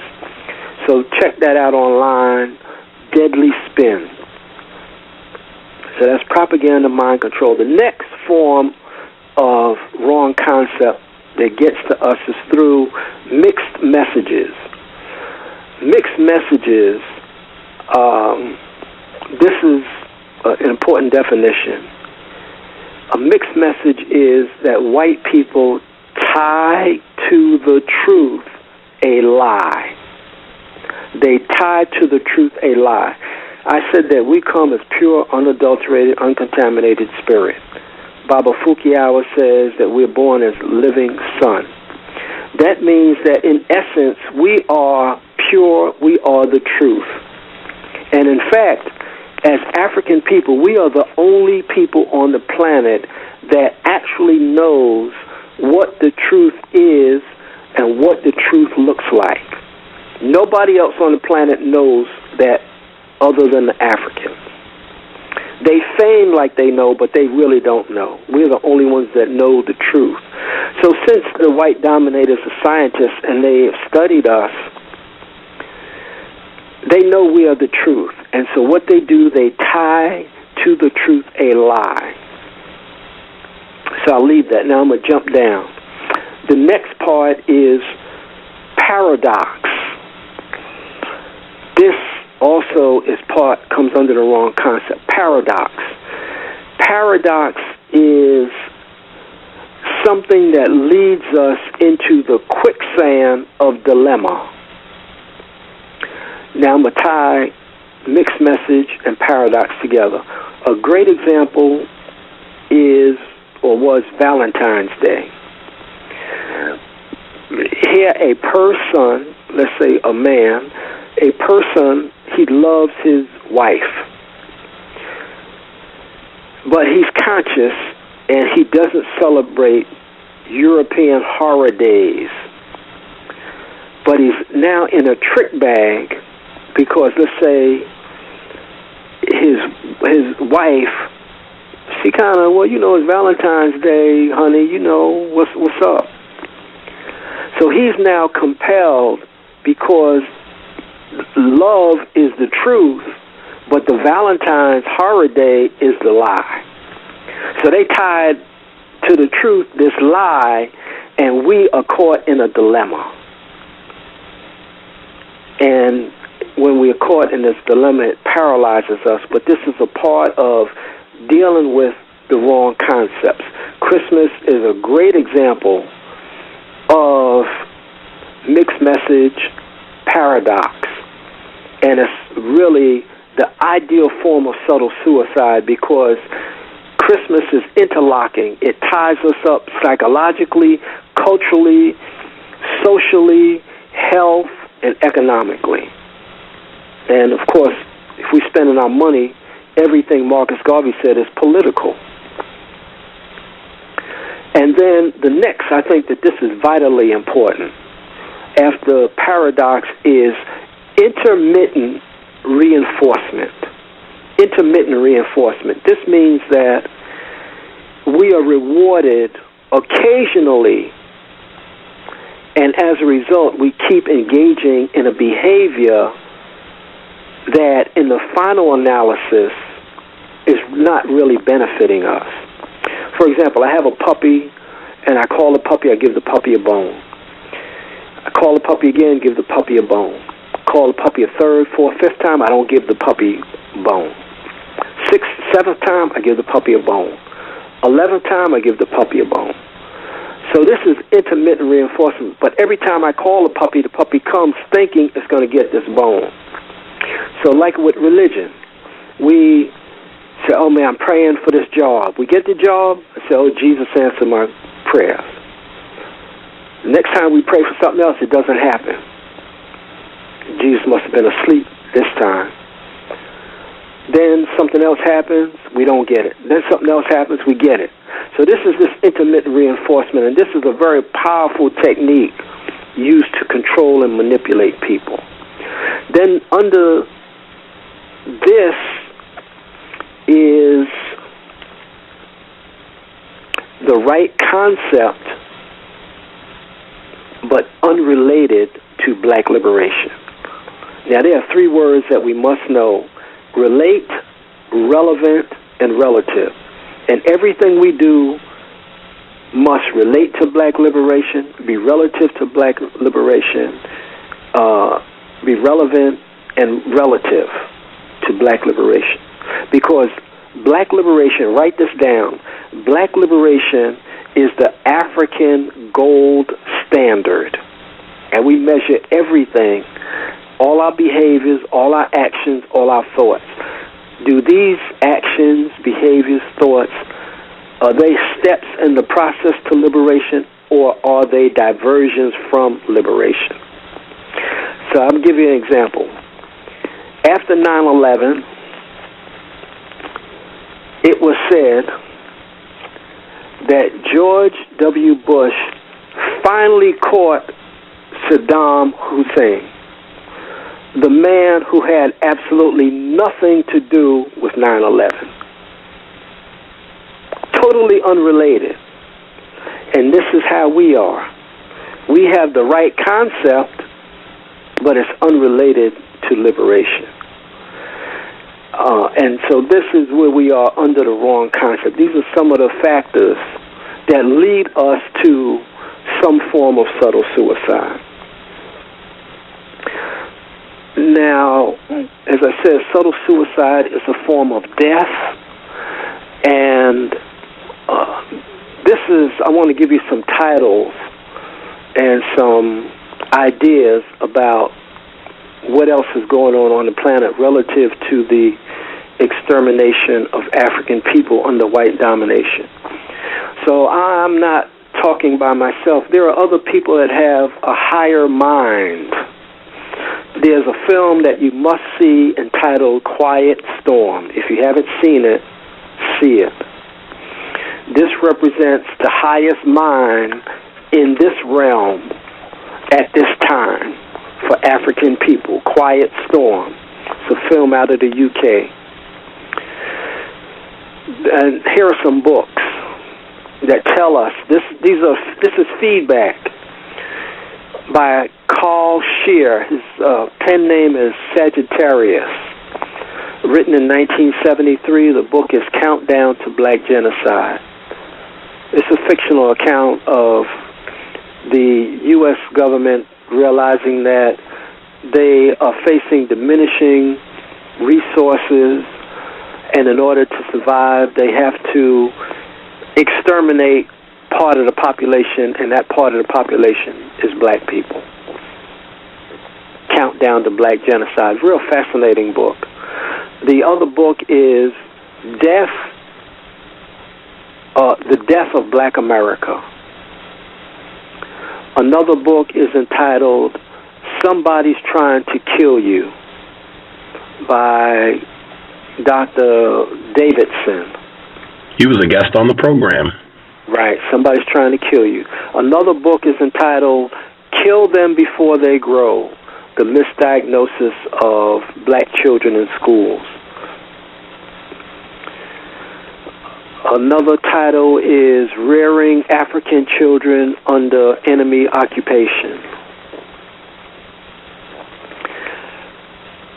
Another film that I recommend is entitled Executive Action, I think around 1972-73, dealing with the assassination of John Kennedy. Really a very good film and very well done, starring Burt Lancaster and Robert Ryan. Robert Ryan played the cop in The Godfather, who Michael had to shoot.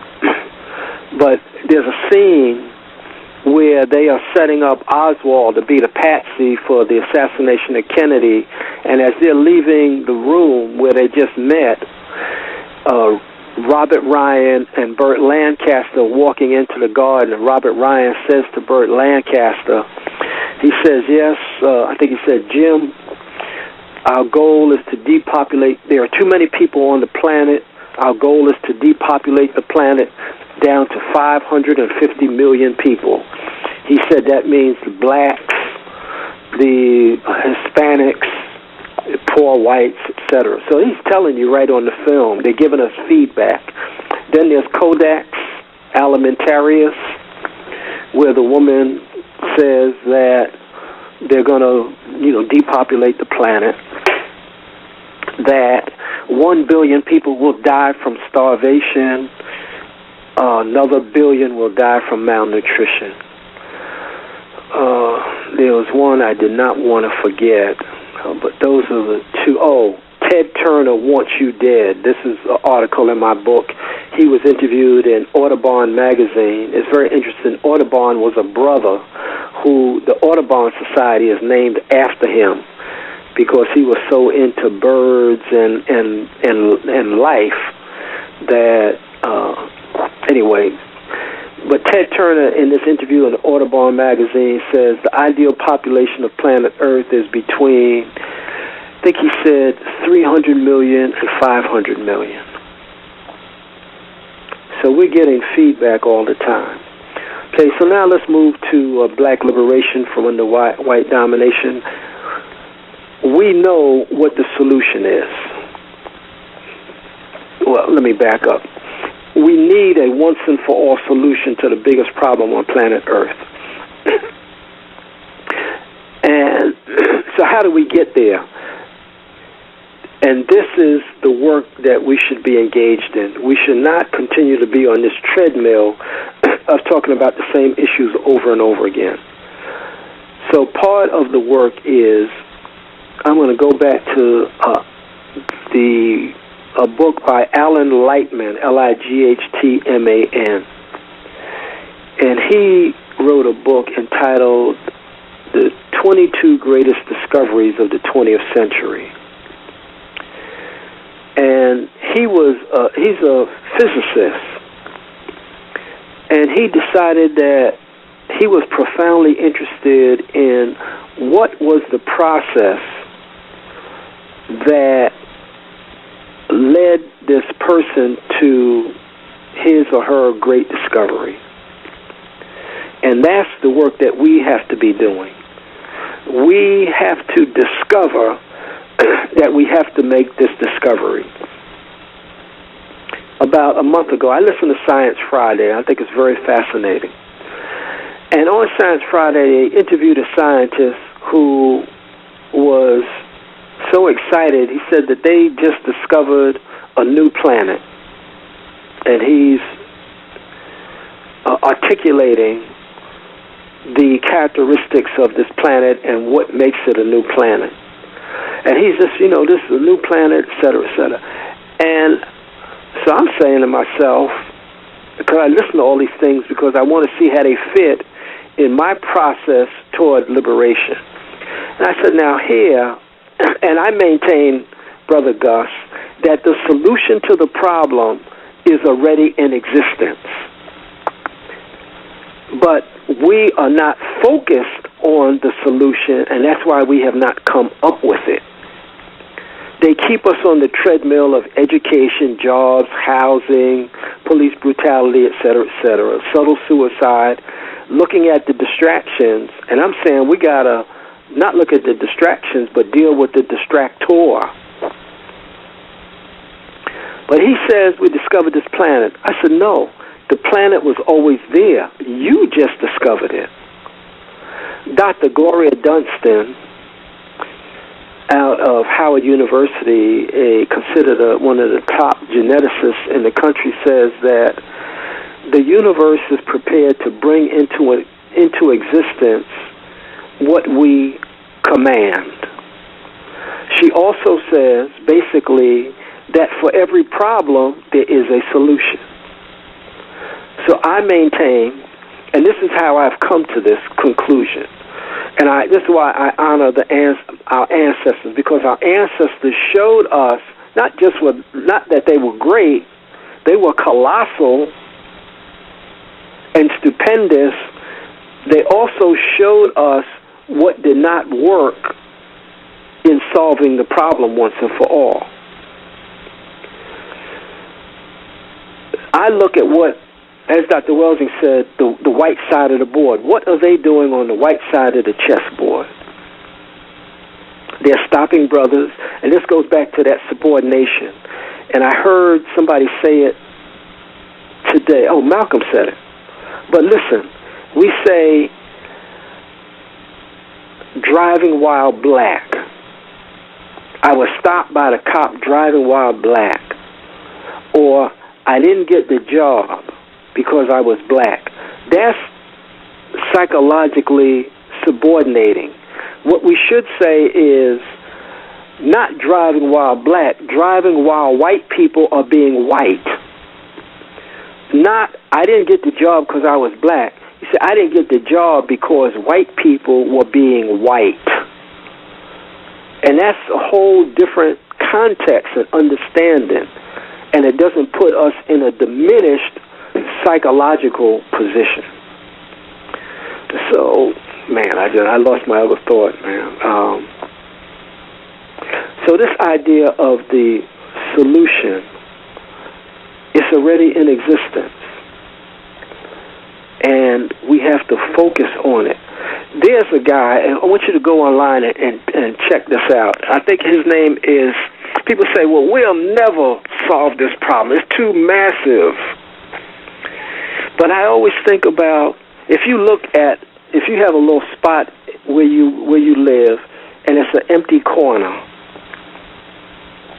that empty corner represents to me the impossible.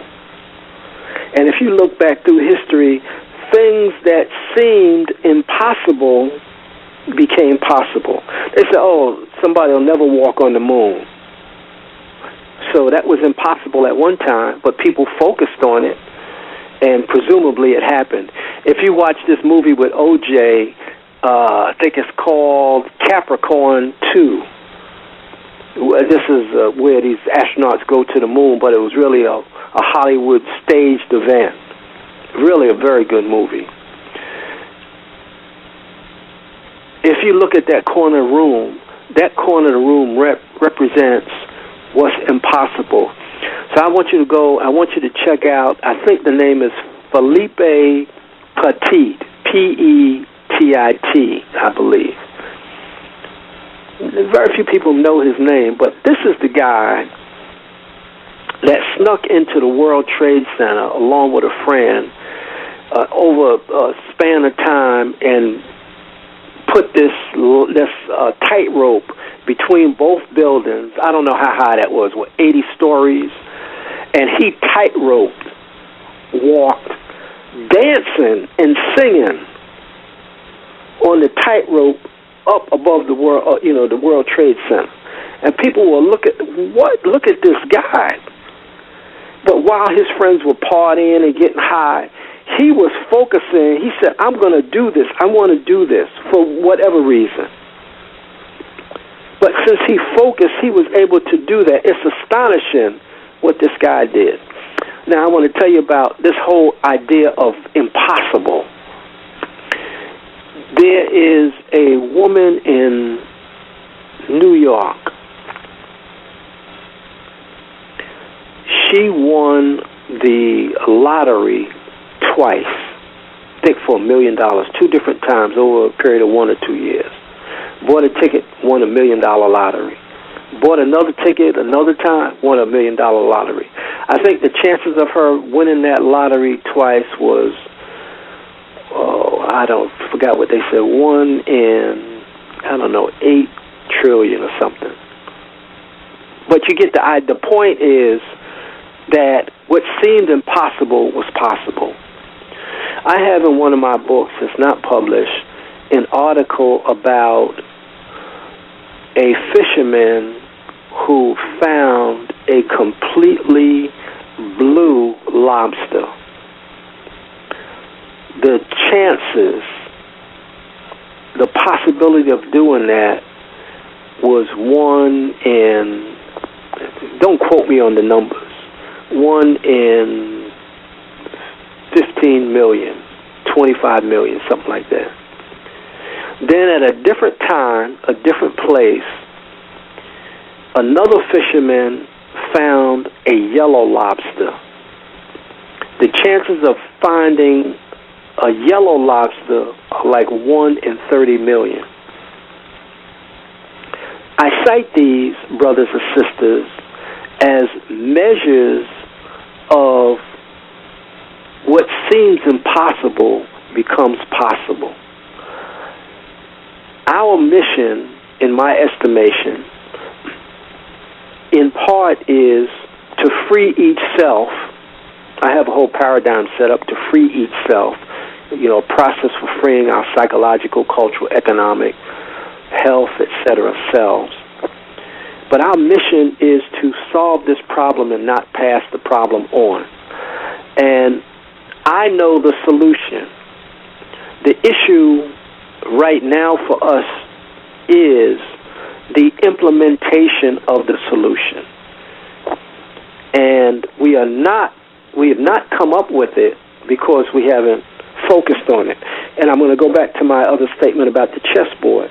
I look at what's happening on the chessboard on the white side, and what they're doing is that they are stopping brothers who I said are maximum security, because it's logical that people who are oppressed, we got black political prisoners languishing in prison, that it's likely to be a brother to come up with the solution. So what they're doing, if you saw the movie Minority Report, and what Bush did, they are engaging in preemptive strikes. So they stopped the brother on bogus charges. Now if you follow this thing, they're establishing all these DNA banks, presumably to catch criminals. I don't believe nothing these whiteys say. But they set up these DNA banks because they stopped the brothers to get their fingerprints, to get their pictures, to get their DNA. Now I want you to think about this, that I have concluded, I've come to this conclusion, that the white dominators who are scientists have the DNA of Malcolm. You know how you go to the hospital and you see them with the X-ray up on the board and the light is showing where a fracture might be. So I see that they have the DNA up on that board of Malcolm, of Dr. Khalid, of Nat Turner, Harriet Tubman, Ida B. Wells, Marcus Garvey, and they're looking at the configuration of their DNA.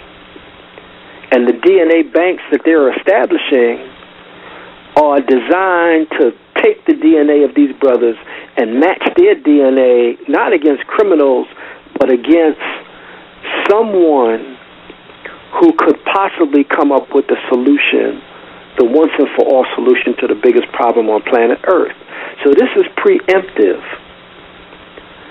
to get this DNA, and I think that's why they do, in part, what they do, to stave off and derail, that's DE-REAL, to derail a brother or sister from coming up with the solution to the problem. Look at what else they do. You see, they just had Christmas, they had New Year's, they had the bowl games, they had the Super Bowl, the Grammys, the NBA All-Star Game. diversions that layer fake concepts on us to keep us from focusing. But luckily, Brother Gus, thank goodness, we do not have to be unified in order to come up with the solution to the problem. We only need one person. If I have a class of 30 students and I ask a question, I don't need all 30 students to answer the question. I only need one. And the white dominators know, as sure as we are breathing, that someone is going to come up, not a Messiah, but someone is going to come up with the concept of how to implement the solution to the problem. So part of what we have to do is we have to de-whitenize. That means to download and delete and downsize the white concepts. We have to de-savage. White people often say, and I want to talk quickly about this, about projection. In psychology, projection is someone says, okay, this person, you're a liar, you're a thief, you're a criminal, and what they're doing, they're projecting their own characteristics onto someone else. That's projection. As white people were the first to come up with the word nigger.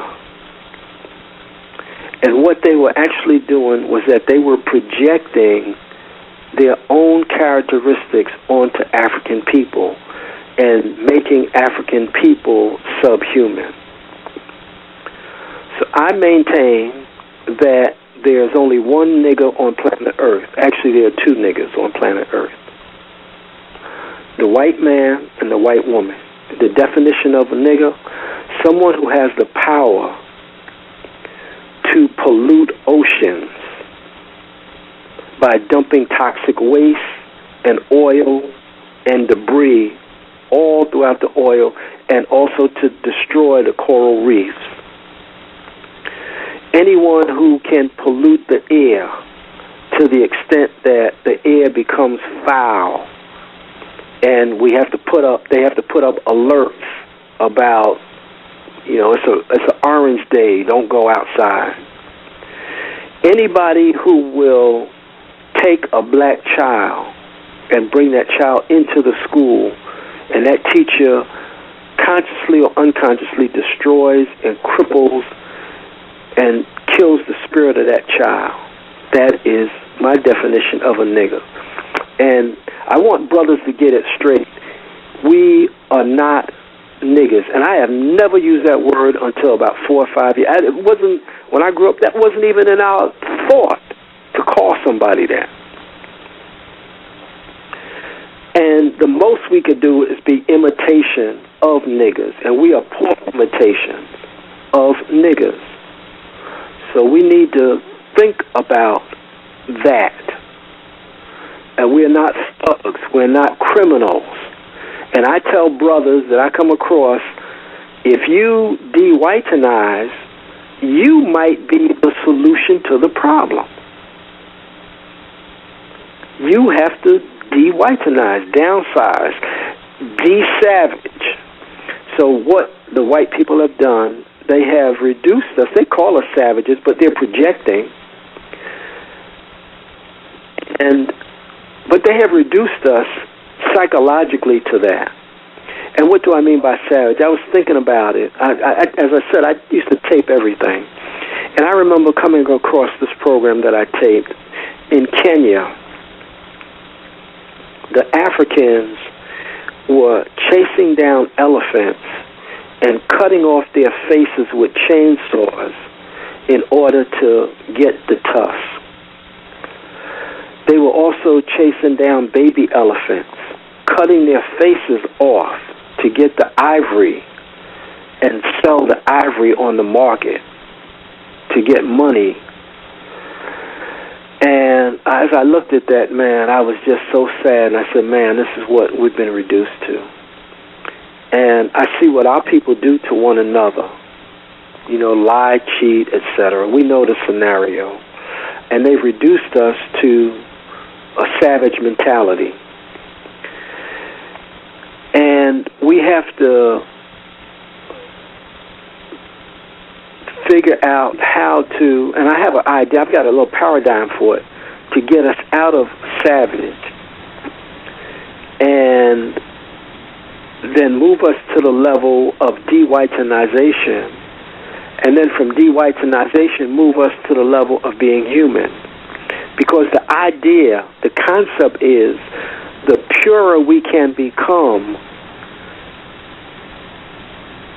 mind, body, and spirit, the closer we will come to the solution, to the once and for all solution to the problem. And this is why on the white side of the board, they do all the things that they do to keep us layered and mired in wrong concepts and subtle suicide. So once we become human, then we can engage in the re-Africanization process, which will bring us to the discovery. So we are on the brink of discovering the impossible. And when you think of all of the things that have manifested in existence, they started out as a problem that someone solved. Someone's hands were cold, they thought about gloves, shoes, a cash register, a weed eater, a chainsaw, anything you can, a chair. These didn't just pop up, but people thought about them. And this is where we are.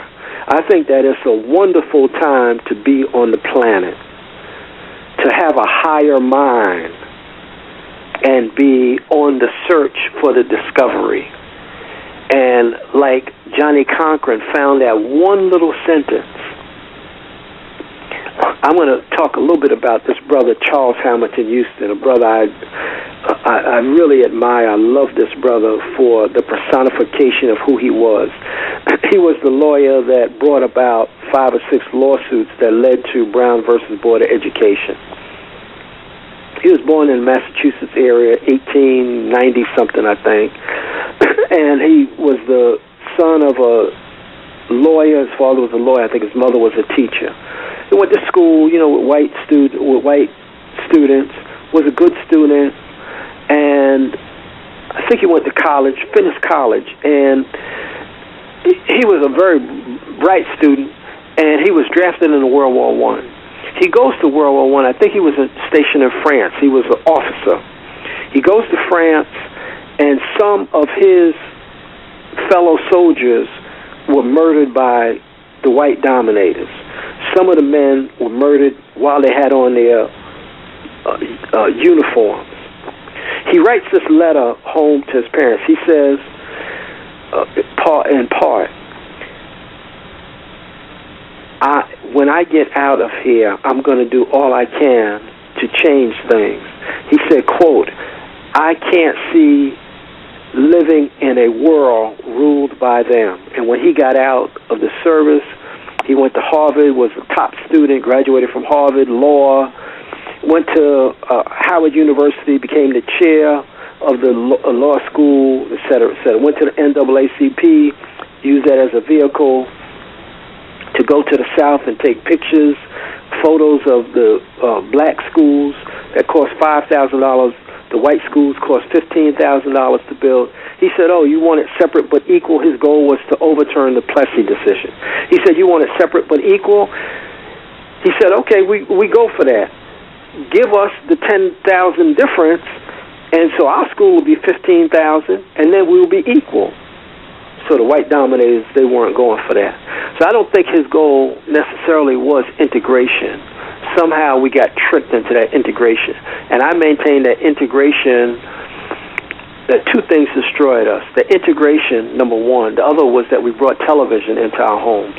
But integration was designed to give white people greater access to black people. But Charles Houston devoted his life, man, and they said they talked to his doctor or his biographer. Her name is Gina McCrae. And the doctor said that Charles Hamilton Houston never went to one social event, not one. You see him at night with this little eye shade, this little monocle, reading over law books, looking for one word, one idea, one concept that he could use to overturn that Supreme Court decision. That's not really the Supreme Court. It's just a bunch of... But anyway. And that's what he did night and day. And his doctor was interviewed. His doctor said, I never saw one social event that Charlie attended. And the biographer said, no, this woman that was his secretary became a judge. When she was interviewed, she said, Charles Hamilton Houston had this saying he used to say. Said, I would rather die on my feet than live on my knees. And this judge, after Charles Houston died at age 53, she said he literally gave his life for the cause. And for that, I love Charles Hamilton Houston. I love William Patterson and Paul Robeson. I didn't mention their petition, We Charge Genocide. William Patterson had a book that preceded that entitled The Man Who Cried Genocide. So I love them. I love the ancestors for what they did, man. There are no words to describe what they have done to enhance our understanding of what must be done in terms of coming up with the once and for all solution.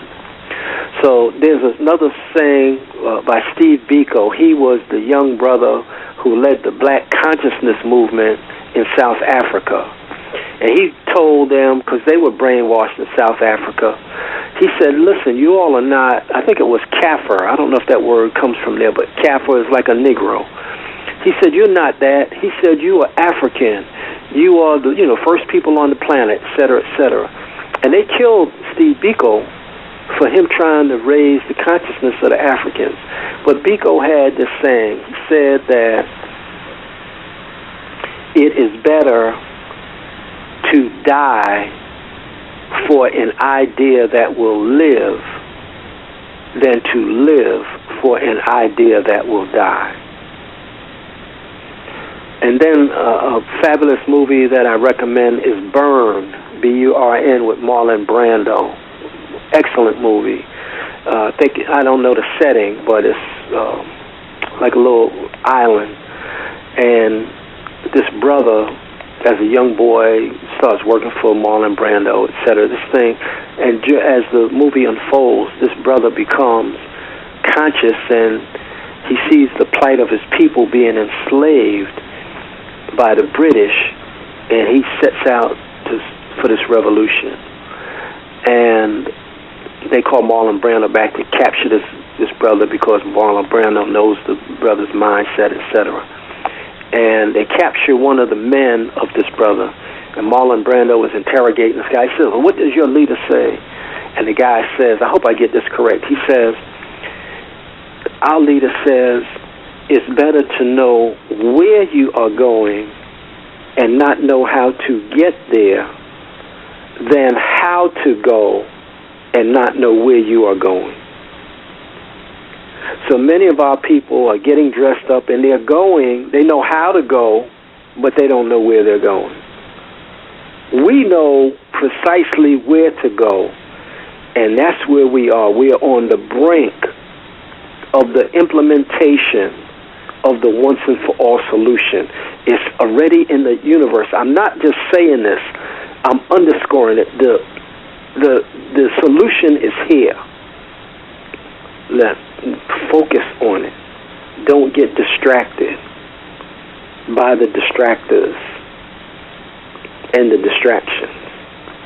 So I think there might be some more things that I could inject or interject into this.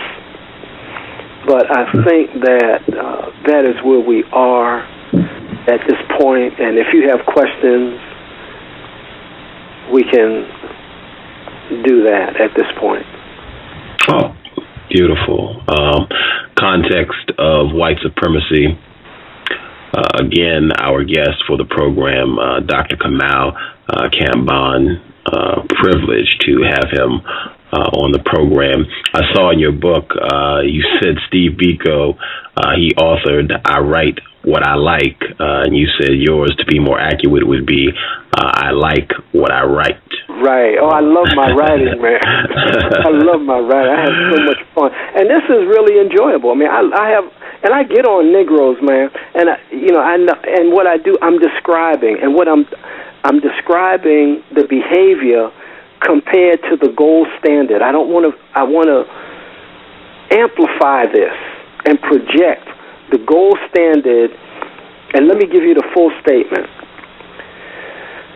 Black liberation -- total African liberation is the only ideology, philosophy, concept, and action that gets us from under white mind control, terror, domination. So I have a little quiz in one of my books. It's a fill in the blank. It says dash. It starts out with the dash. You got to fill that in. Gets us is the only ideology, philosophy, concept, and action that gets us from under white mind control domination. So let's fill in the blank. What words can go in there? Being a Hebrew Israelite gets us from under white domination? No. Being a Mason? No. Being a Black Greek? No.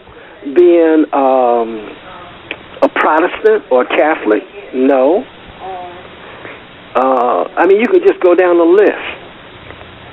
What is the only thing that can get us? Like the Egyptians could say, for example, Egyptian liberation is the only ideology, philosophy, concept, and action that can get us from under domination, etc. The people in Yemen, they can fill in that Yemenis liberation is the only thing. Libya, so you can go down the list. So I have it on, I don't know if it's on the site or if it's in one of my books. All my books starting to run together. I got so much information. I have websites, I have pictures. You can go to the site, check it out. Now, I also want to put this on the table, Brother Gus.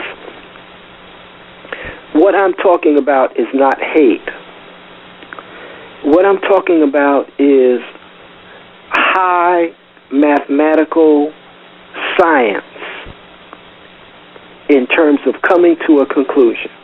If you go down the checklist, voting, education, getting money, none of that has solved the problem. So some people come to me and talk to me. I mean, I'm not dealing with that. Don't bring that to me, because that's taking me off the course. I'm focused on this. Don't come and talk to me about, thugs. I've got in my book messages to the ancestors, from the ancestors. It says we are trapped in the context of this domination, and what I have designed through the Black Tricks is how to avoid the clan minds, KLANMINES, of white domination, in order to get to the point where we operate in the green zone, which is the life zone, as opposed to the white domination, which is the death, the lies, the trickery, the deceit, instead of operating in that zone. So I said before, we don't need everybody.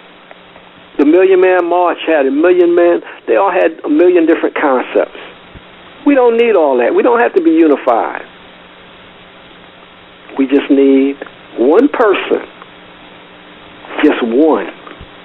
And the white dominators know You know, Charles Murray wrote The Bell Curve.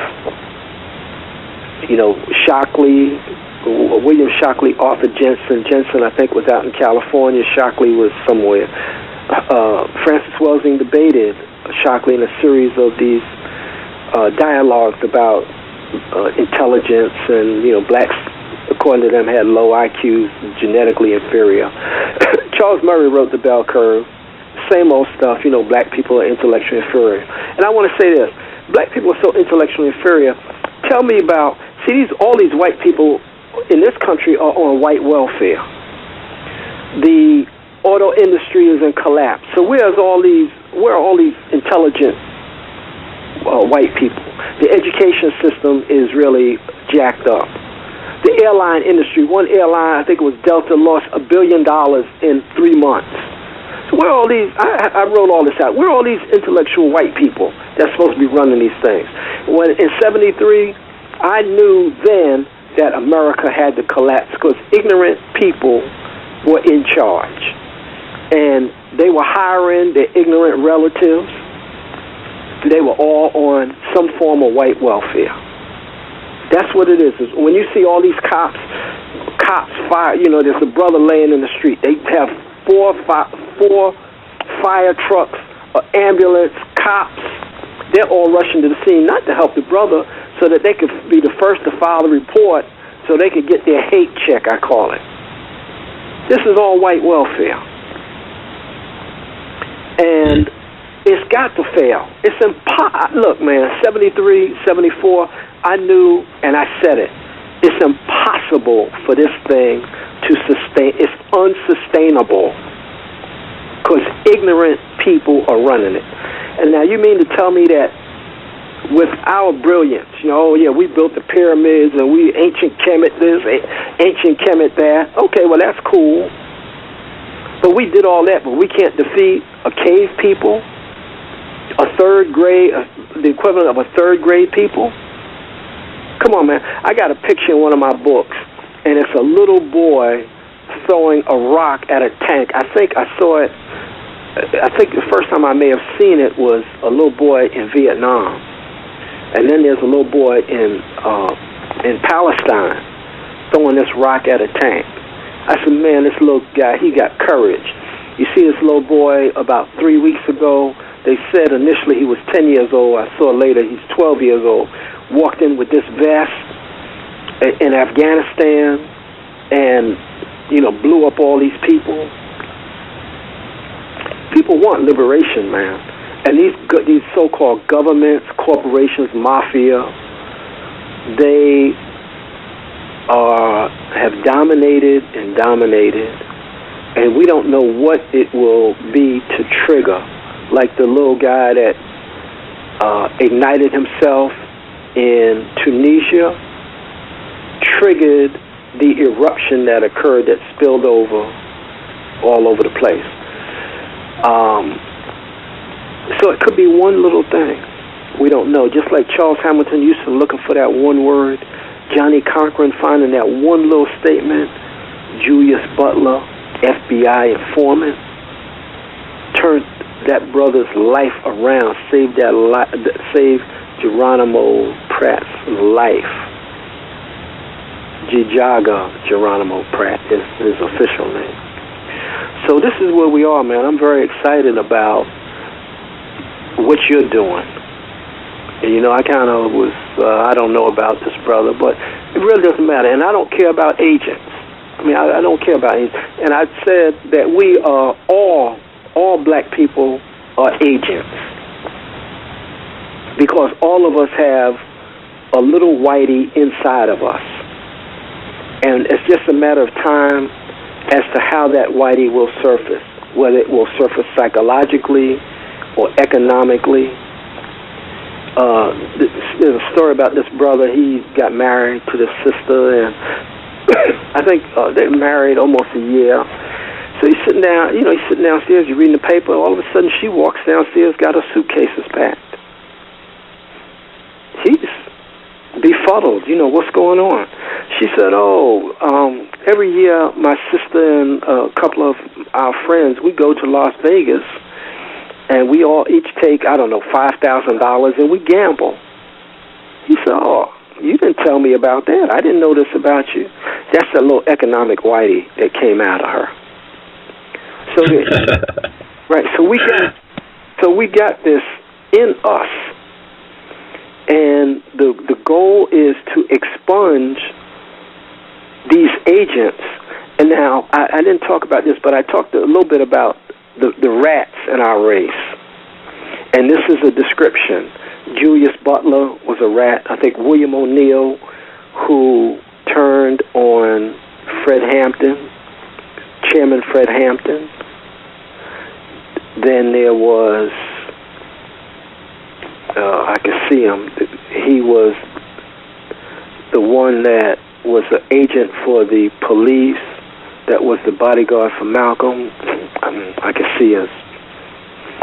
And Malcolm said, when you see what other people are doing to get their liberation, then you'll know what you should be doing to get your liberation. In White War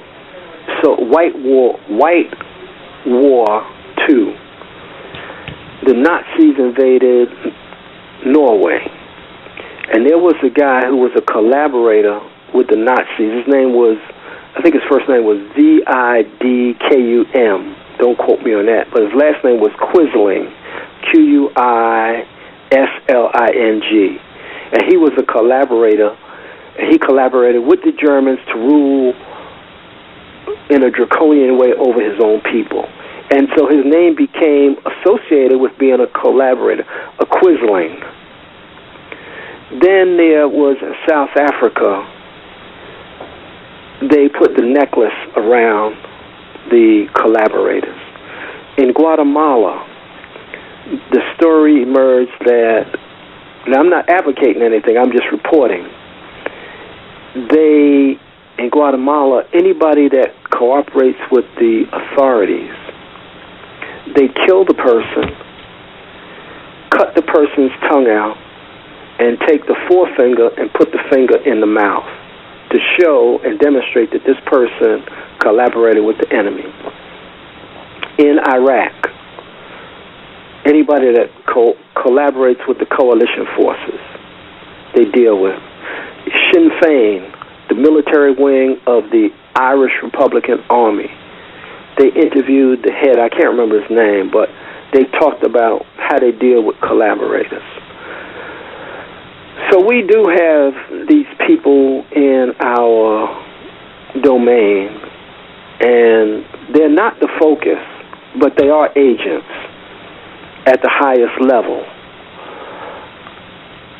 We have to be aware. I have a whole story I tell about a gunslinger and the gunfighter getting ready to fight another gunslinger.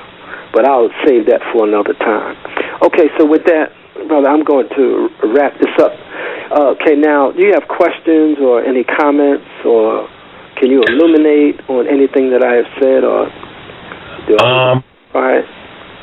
My co-host, she is listening, and she is 11, and she is also about trying to find a resolution to the problem dealing with white people. She has some questions she would like to ask, if that's acceptable. Yeah, sure. Okay. Justice, your line should be open. Feel free.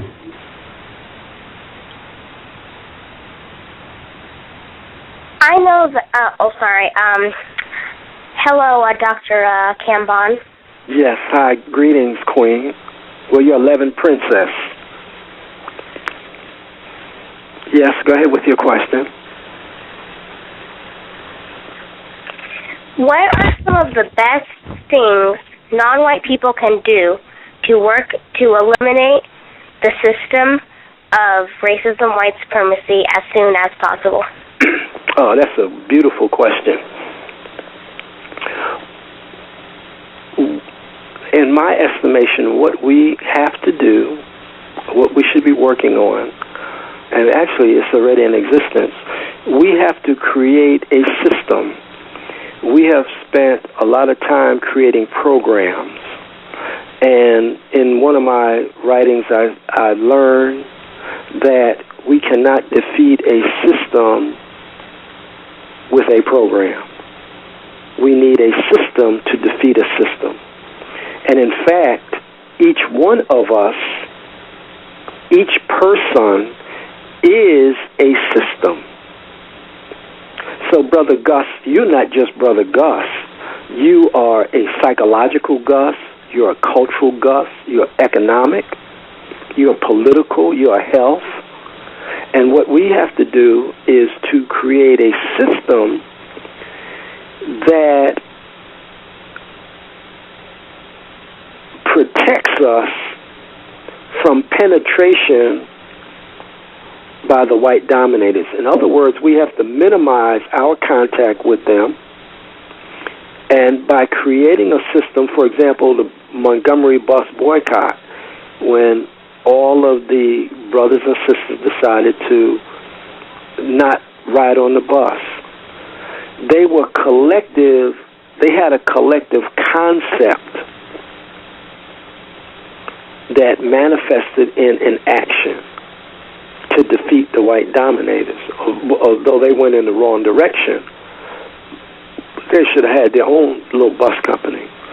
But so to answer your question, we need a system, and the system is each one of us is a system, and everything that we do, everything we think, say, and do either supports white terror domination or it is a move to defeat it. And if we can do that, and it doesn't take a lot of people, the great brother, I didn't get a chance to talk about great concepts like Marcus Garvey's concept and Elijah Muhammad, but Brother Ken Bridges, I think he has been relegated to obscurity, but he was the brother that conceived, along with Al Wellington, the Mata Network. If you can get your hands on that tape, that's an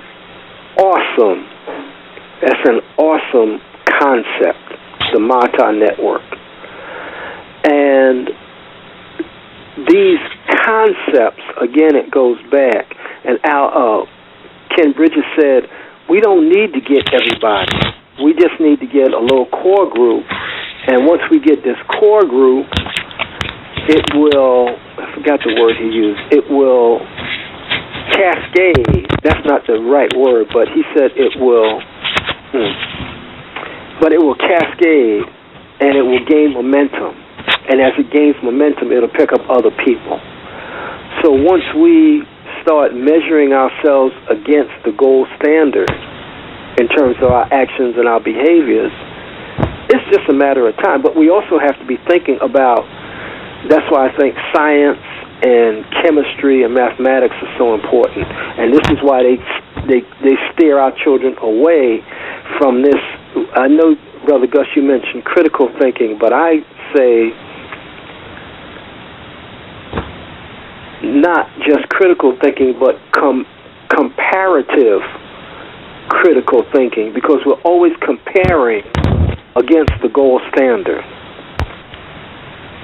So I hope that answers your question, that you are a little system, and that your system, by your behavior and actions, can defeat the white dominators. For example, the police in Cincinnati, Ohio, 8 or 9 years ago, shot this brother. I think his name was Tim Thomas. And this was like the 12th or 14th execution of a brother. So what the brothers and sisters did, they refused to go into the central city to shop. I know a couple of people instrumental in setting up that boycott. It got to the point where the mayor wanted to go to court to get an injunction issued to force the people to come back to shop. So by them employing this one little concept, it made a huge difference. So I hope that answers your question, that you are a system, and we need a system to defeat a system. And each one of us is a system. Just like I said that each white person is a carrier of their system, we have to be a carrier of our system. What are your views on children watching television without what they are watching being explained to them?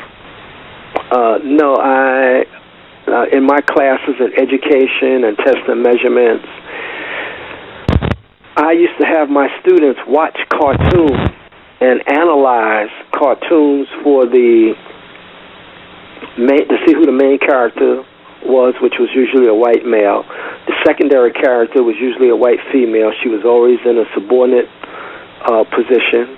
And then if they were a little brother or sister, they were hazy and they had a tertiary role. So television, as I said earlier, the two worst things that happened to us was integration, and the other was that we let television into our home. And television, like I don't have a television. When they came up with this little box thing, and the television I have is like 25 years old. So television is out. I listen to the news, try to get the information that I need. So children should not be dealing with television, because as I said, I used to tape everything, and this executive said in an interview, this was years ago, he said every single thing you see on television is well thought out and calculated. He said there are no accidents on television. And he was dealing with product placement. That's when they first started this product placement, where the first Superman movie, Superman gets this bad guy and swings him around and throws him in a giant Coca-Cola sign on Broadway. And then the guy comes on and said, people don't know it, but that was a product placement commercial. And he said what we did was we wanted to sneak that commercial into their unconscious mind. And you have to be very, very astute in analyzing television. But it is a tremendous learning tool, and you can learn a lot about the white dominators if you know how to watch television correctly. So like I said earlier, I have this tape with the commercials geared toward children, and it's easy to trick children. So therefore, I recommend no television for children.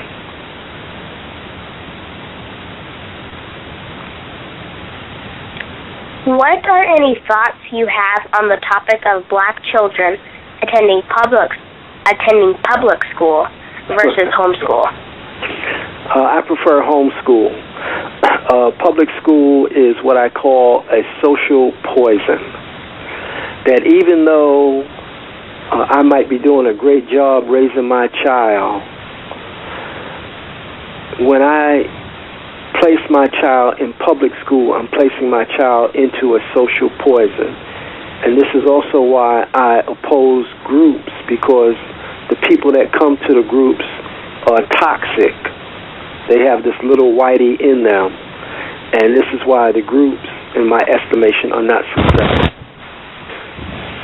So public school, I have an article that I wrote in a book. I didn't even mention this book. It's entitled To Heal a People. It's a little anthology. There are about 4 or 5 different authors. And my wife is in there. She's a psychologist, and she has an article. Mama Marimba has an article. A couple others have articles. And my article was on the case for educational malpractice lawsuit. And the idea was, at the time, was to use the same statistics, the dropout rate, the failure rate, the low test scores, to use the same statistics against the white dominators to say that what they're doing to African children constitutes educational malpractice. Like you would sue a lawyer for malfeasance or you would sue a doctor for medical malpractice, we would sue the U.S. Department of Education for educational malpractice. Now, some people say you can't petition white people. The idea is to get one part of the system to fight the other part of the system. But the larger goal is to project into the universe the concept of educational malpractice. So I had a class I was teaching, an adult class, and I was talking about creating an advocacy group, meaning that we would be advocates and go to the schools with a parent to be able to speak the jargon of the schools in order to, get whatever satisfaction or to solve whatever the problem was. So as I said, parents need to go to school, check on the children, etc. So one parent went to school one day, just decided to go to the school, went to the classroom, and her little son, who was like in the second grade or so, was not in the classroom. And when she went to the classroom, the teacher saw the mother and was startled and stammered, and the mother said, well, where's my son? She said, oh, he's down the hall. The mother goes down the hall, and there are about 5 or 6 little brothers in this room, and they're all playing. And they had toys, and they were playing. And what the mother realized was that they put the little boy out of the classroom so that they didn't really have to deal with it. The boy wasn't bad, but they didn't have to deal with the boy to educate him. And now she said, oh, that's terrible. But now if we can superimpose the concept, this is educational malpractice. See, and we get that into the universe, parents will start talking, oh, this is educational malpractice, then that concept will sweep the country. And by sweeping the country, then we are all on a page where we all have the concept. So that's my answer. No, we should not have our children in school. They mandate, it's supposed to be a law. I like to see the law. But the point in public education, I put it like this. This is in one of my books. Public education is free. You never get something for nothing. So you know then what you're getting with public education. And we want to keep our children out of schools and protected from the social poison and the destruction of the white teachers, the white female teachers.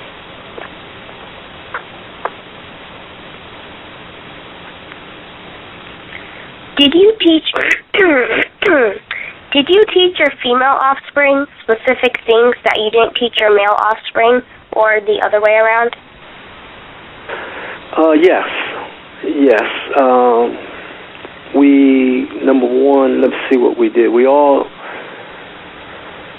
in conjunction, changed our diets, etc.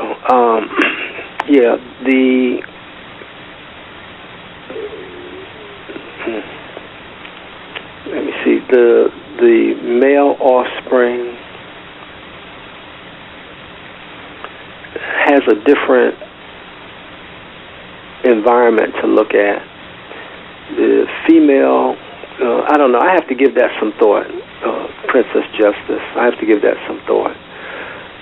But overall, we protected them and taught them. Like when we did have television, I would come in and I would scream at the TV, this is good therapy. Oh, this, that's bogus. For example, when Susan Smith killed her children by drowning them in the car, I was watching the news. The minute it happened, the minute it came on the news, I stood up. I said, that's a lie. That woman killed those children. I knew it intuitively. So I said it to the TV.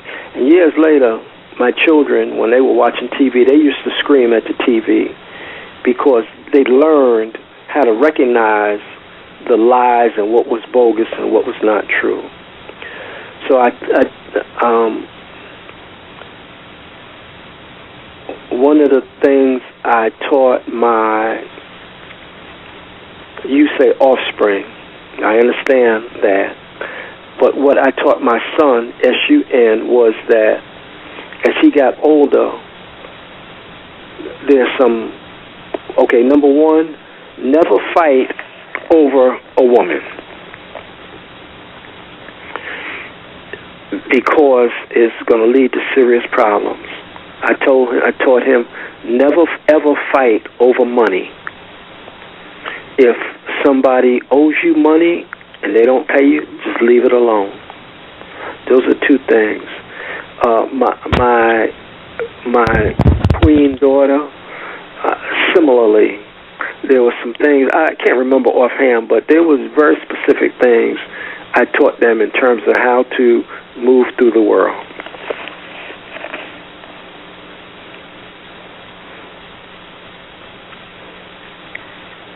Dr. Kambon, I've heard you say that you and your wife got some land and built a house for 16 months. So you nor your wife would have to give white people any money. How did you learn and understand how to build a house, and how did you get the land to build the house? Mm-hmm. It was on-the-job training, and one of the things that's important, even now, that I very seldom spend money on anything. Very seldom. Any money I get, I'm in a different situation now than when I was teaching. And we closed the bookstore. And any income I had we were putting it right back into the store. But I don't spend money. I don't celebrate white horror days. I don't shop. I can't tell you the last time I've been in a mall. I mean, I don't buy white stuff. Just very basic. And what's happening as the white dominators world unravels, people will have to come down to this basic level. They have taught us to buy what we want instead of just buying what we need. And that's the philosophy that we always engage in. For example, if I am home by myself, I try not to turn on the lights. I got a little flashlight. If I'm doing something, I turn on the flashlight, because I don't want to export my money to the electric company, to the white dominators. So I go around, I turn lights off, turn the heat off. We do whatever we can to minimize exporting our money to the white dominators, because I do not want to support them. Now, some people, I know that there's this, people ask me, they say, man, well, what are you a Pan-Africanist, you a black nationalist? They go down this list. No, I'm none of them. As I said, I'm not part of any group, religious, fraternal, civic, etc. But I'm a solutionary.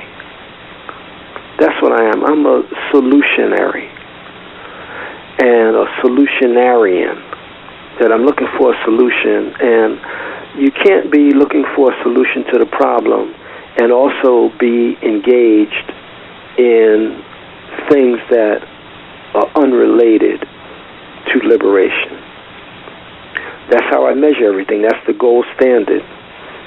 Is going to the mall related to liberation? Is going to the concert every week, every weekend? And it's very difficult because with my understanding, I really get pissed off at the black radio stations. They don't even have news on. They just, gospel crews. And yesterday, Brother Gus, I want to just run this by you. I was getting ready to listen to this program that comes on at 9 a.m., and it was about 10 minutes to 9, so I'm going down a dial, and I come across this conservative radio program station. And the guy is saying, the gold, invest in gold and silver, because the dollar has lost its value by 14% over this period of time. He said more money has been printed between the time Reagan was the president up until now than the time between Washington and Reagan. So if you understand that, more money has been printed in this short period of time than the whole time from Washington to Reagan. So he's running this thing down, extend your portfolio, et cetera, et cetera. There's a book entitled How to Prepare for the Coming Crash. Robert L. Preston came out in the 70s. He talked about all this. There's another book, The Coming Economic Earthquake, Larry Burkett, Burkett. And then there are other books dealing with that. So I'm listening to this for a few minutes. So I change it. Now I get to the black station. So I get to the black station. They're singing gospel music. I said, come on, man. What are y'all doing? So this is subtle suicide. So we just try to do, it's what I call maximum. We've reached the maximum limitation. We're all limited, being trapped in this context, but we have to do the best we can. And that's how I roll. I do without. It's not really sacrifice, because you think about you sacrificing something. If you look back 5 years, you can't even remember what you sacrificed. So try not to invest in your own demise in any of the areas, cultural, economic, educational, etc. So that's my answer to that. I watched a video aired on C-SPAN where you said 30 of your friends died in Brooklyn. Say it again? I watched a video aired on C-SPAN where you said 30 of your friends died in Brooklyn. Were some of those friends of yours white, and do you have any friends now that are classified as white? No. The answer is no to both questions. And prior to that moment, that crystallizing moment, when I learned that the white dominators were trying to kill us, at that moment, I cut loose that's the only way I cut loose all contact with white people that I knew. Because I have I really don't want to call him brother, but he used to come to the store and he was talking a lot of black stuff. And this goes back to, if you go back to the right concept but unrelated, what happens is that people have the right concept, but it's unrelated to black liberation. But what they do, they rationalize, they lie to themselves, and create a link to liberation through something that really is not related to liberation. I hope that I explained that. So they rationalize what they're doing and justify what they're doing and say, oh, this is leading to liberation from under white domination, but it really is not. So they are lying to themselves. So this guy, he comes to the store and he's talking all this stuff, and he creates a scenario that gives him a way and a reason not to come back. So I'm watching him, and he thinks like I don't know what's up. So I'm watching him, and he says, oh, I'm not coming back, and this and that. So, okay. But I know that he's married to a white dominator. So now he can't be talking black stuff and be married to a white dominator.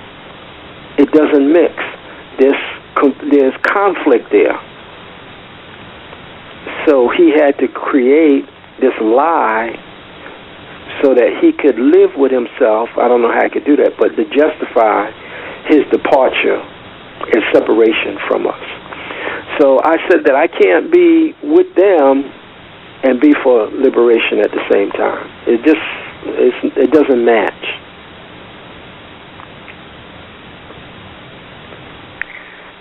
I know that a lot of non-white people learn a variety of things about Dr. Martin Luther King Jr.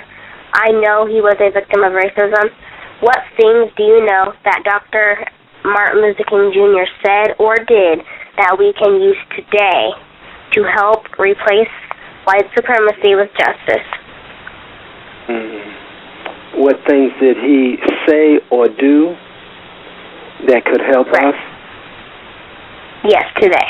Well, one of the things, I think that one of the things that he said that stands out to me is when he went to Memphis, he makes a statement. He says that I don't know what we're going to do with some of my sick white brothers. And I think that that was a pivotal statement on his part, because he came to realize, REALEYES,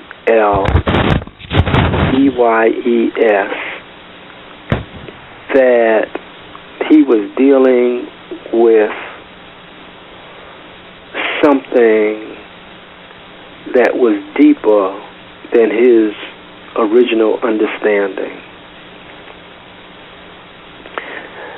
And so I think that's a great instruction for us. And the other thing that I learned from him is, and others, is this role of religion that has us under lockdown. There's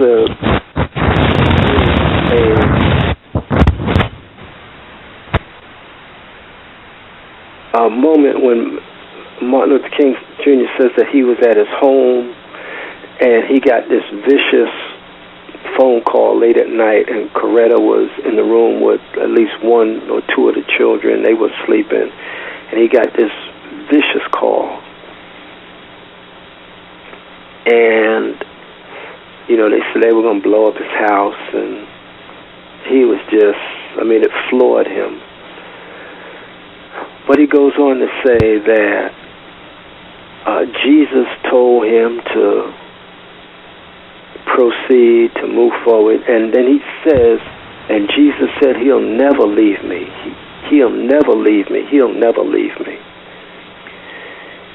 But yet he was assassinated. Malcolm said he believes in Allah, and yet he was assassinated. And I can go down the list. So the question is the real role of religion in how it relates to applied liberation. Those are two of the things that I learned from Martin Luther King, as well as watching what's going on in Egypt. They pray 5 times a day, and their prayers did not seem to relieve them from their oppression. It wasn't until they got up and went to work and got busy. And it's very fascinating that all of that took place in Liberation Square. It didn't take place in Freemasonry Square. It didn't take place in 5% Square. It didn't take place in Omega or Delta Square. And we can go down the list. It didn't take place in Christian Square. And my point is that all of that is irrelevant to liberation from under white domination. So those are the two things that I, can think of. But I greatly admire Dr. King and his courage. And I think toward the end of his life, he was assassinated because he was in the process of transformation. And there's a very famous picture of him, Dr. Martin Luther King Jr., standing while Lyndon Johnson is signing the civil rights legislation. It's fascinating to me as Dr. King was there smiling over the passage of this legislation, that not too far from there, the FBI was planning his assassination. And it goes back to this idea that I spoke about earlier, that when someone knows something that you do not know, you are at a disadvantage and they are at an advantage. And the last thing I'll say about Dr. King is that he taught us through great instruction what does not work to solve the problem once and for all. I believe that we have like 5 more minutes in the program, but I might be incorrect. I have one more question, then Gus, you can go ahead. I heard you talk about when you started becoming more informed about the system of racism, white supremacy. You said the most important question you asked yourself was why and what was going on this planet. Mm-hmm. Why were those questions the most important to you? That's a very, very profound question, and it goes back to what I said about children going to public school. The white female teacher is the number one enemy against black children, but all children in particular. Black children specifically, but all black children. And their goal is, in part, is to crush the child's creativity and curiosity. And when children are very young, they are always asking why. Now, I have taught on the college level at one institution for 18 years and another one for 10 years. And I have seen college students come into a classroom and sit and take notes and never ask a question. And I was the kind of professor, I would ask them, I would show them something or bring an article in. I don't just lecture, I bring articles, tapes in, videos, posters, because I like people to see things, because, we are visual. And I would say, well, what do you think? And some students would say, well, nobody ever asked me what I thought. I just come, take notes, give the notes back on the exam, and pass the course. So this idea of why or what has been extricated, has been expunged out of us, so we don't ask questions, we just go along. And when we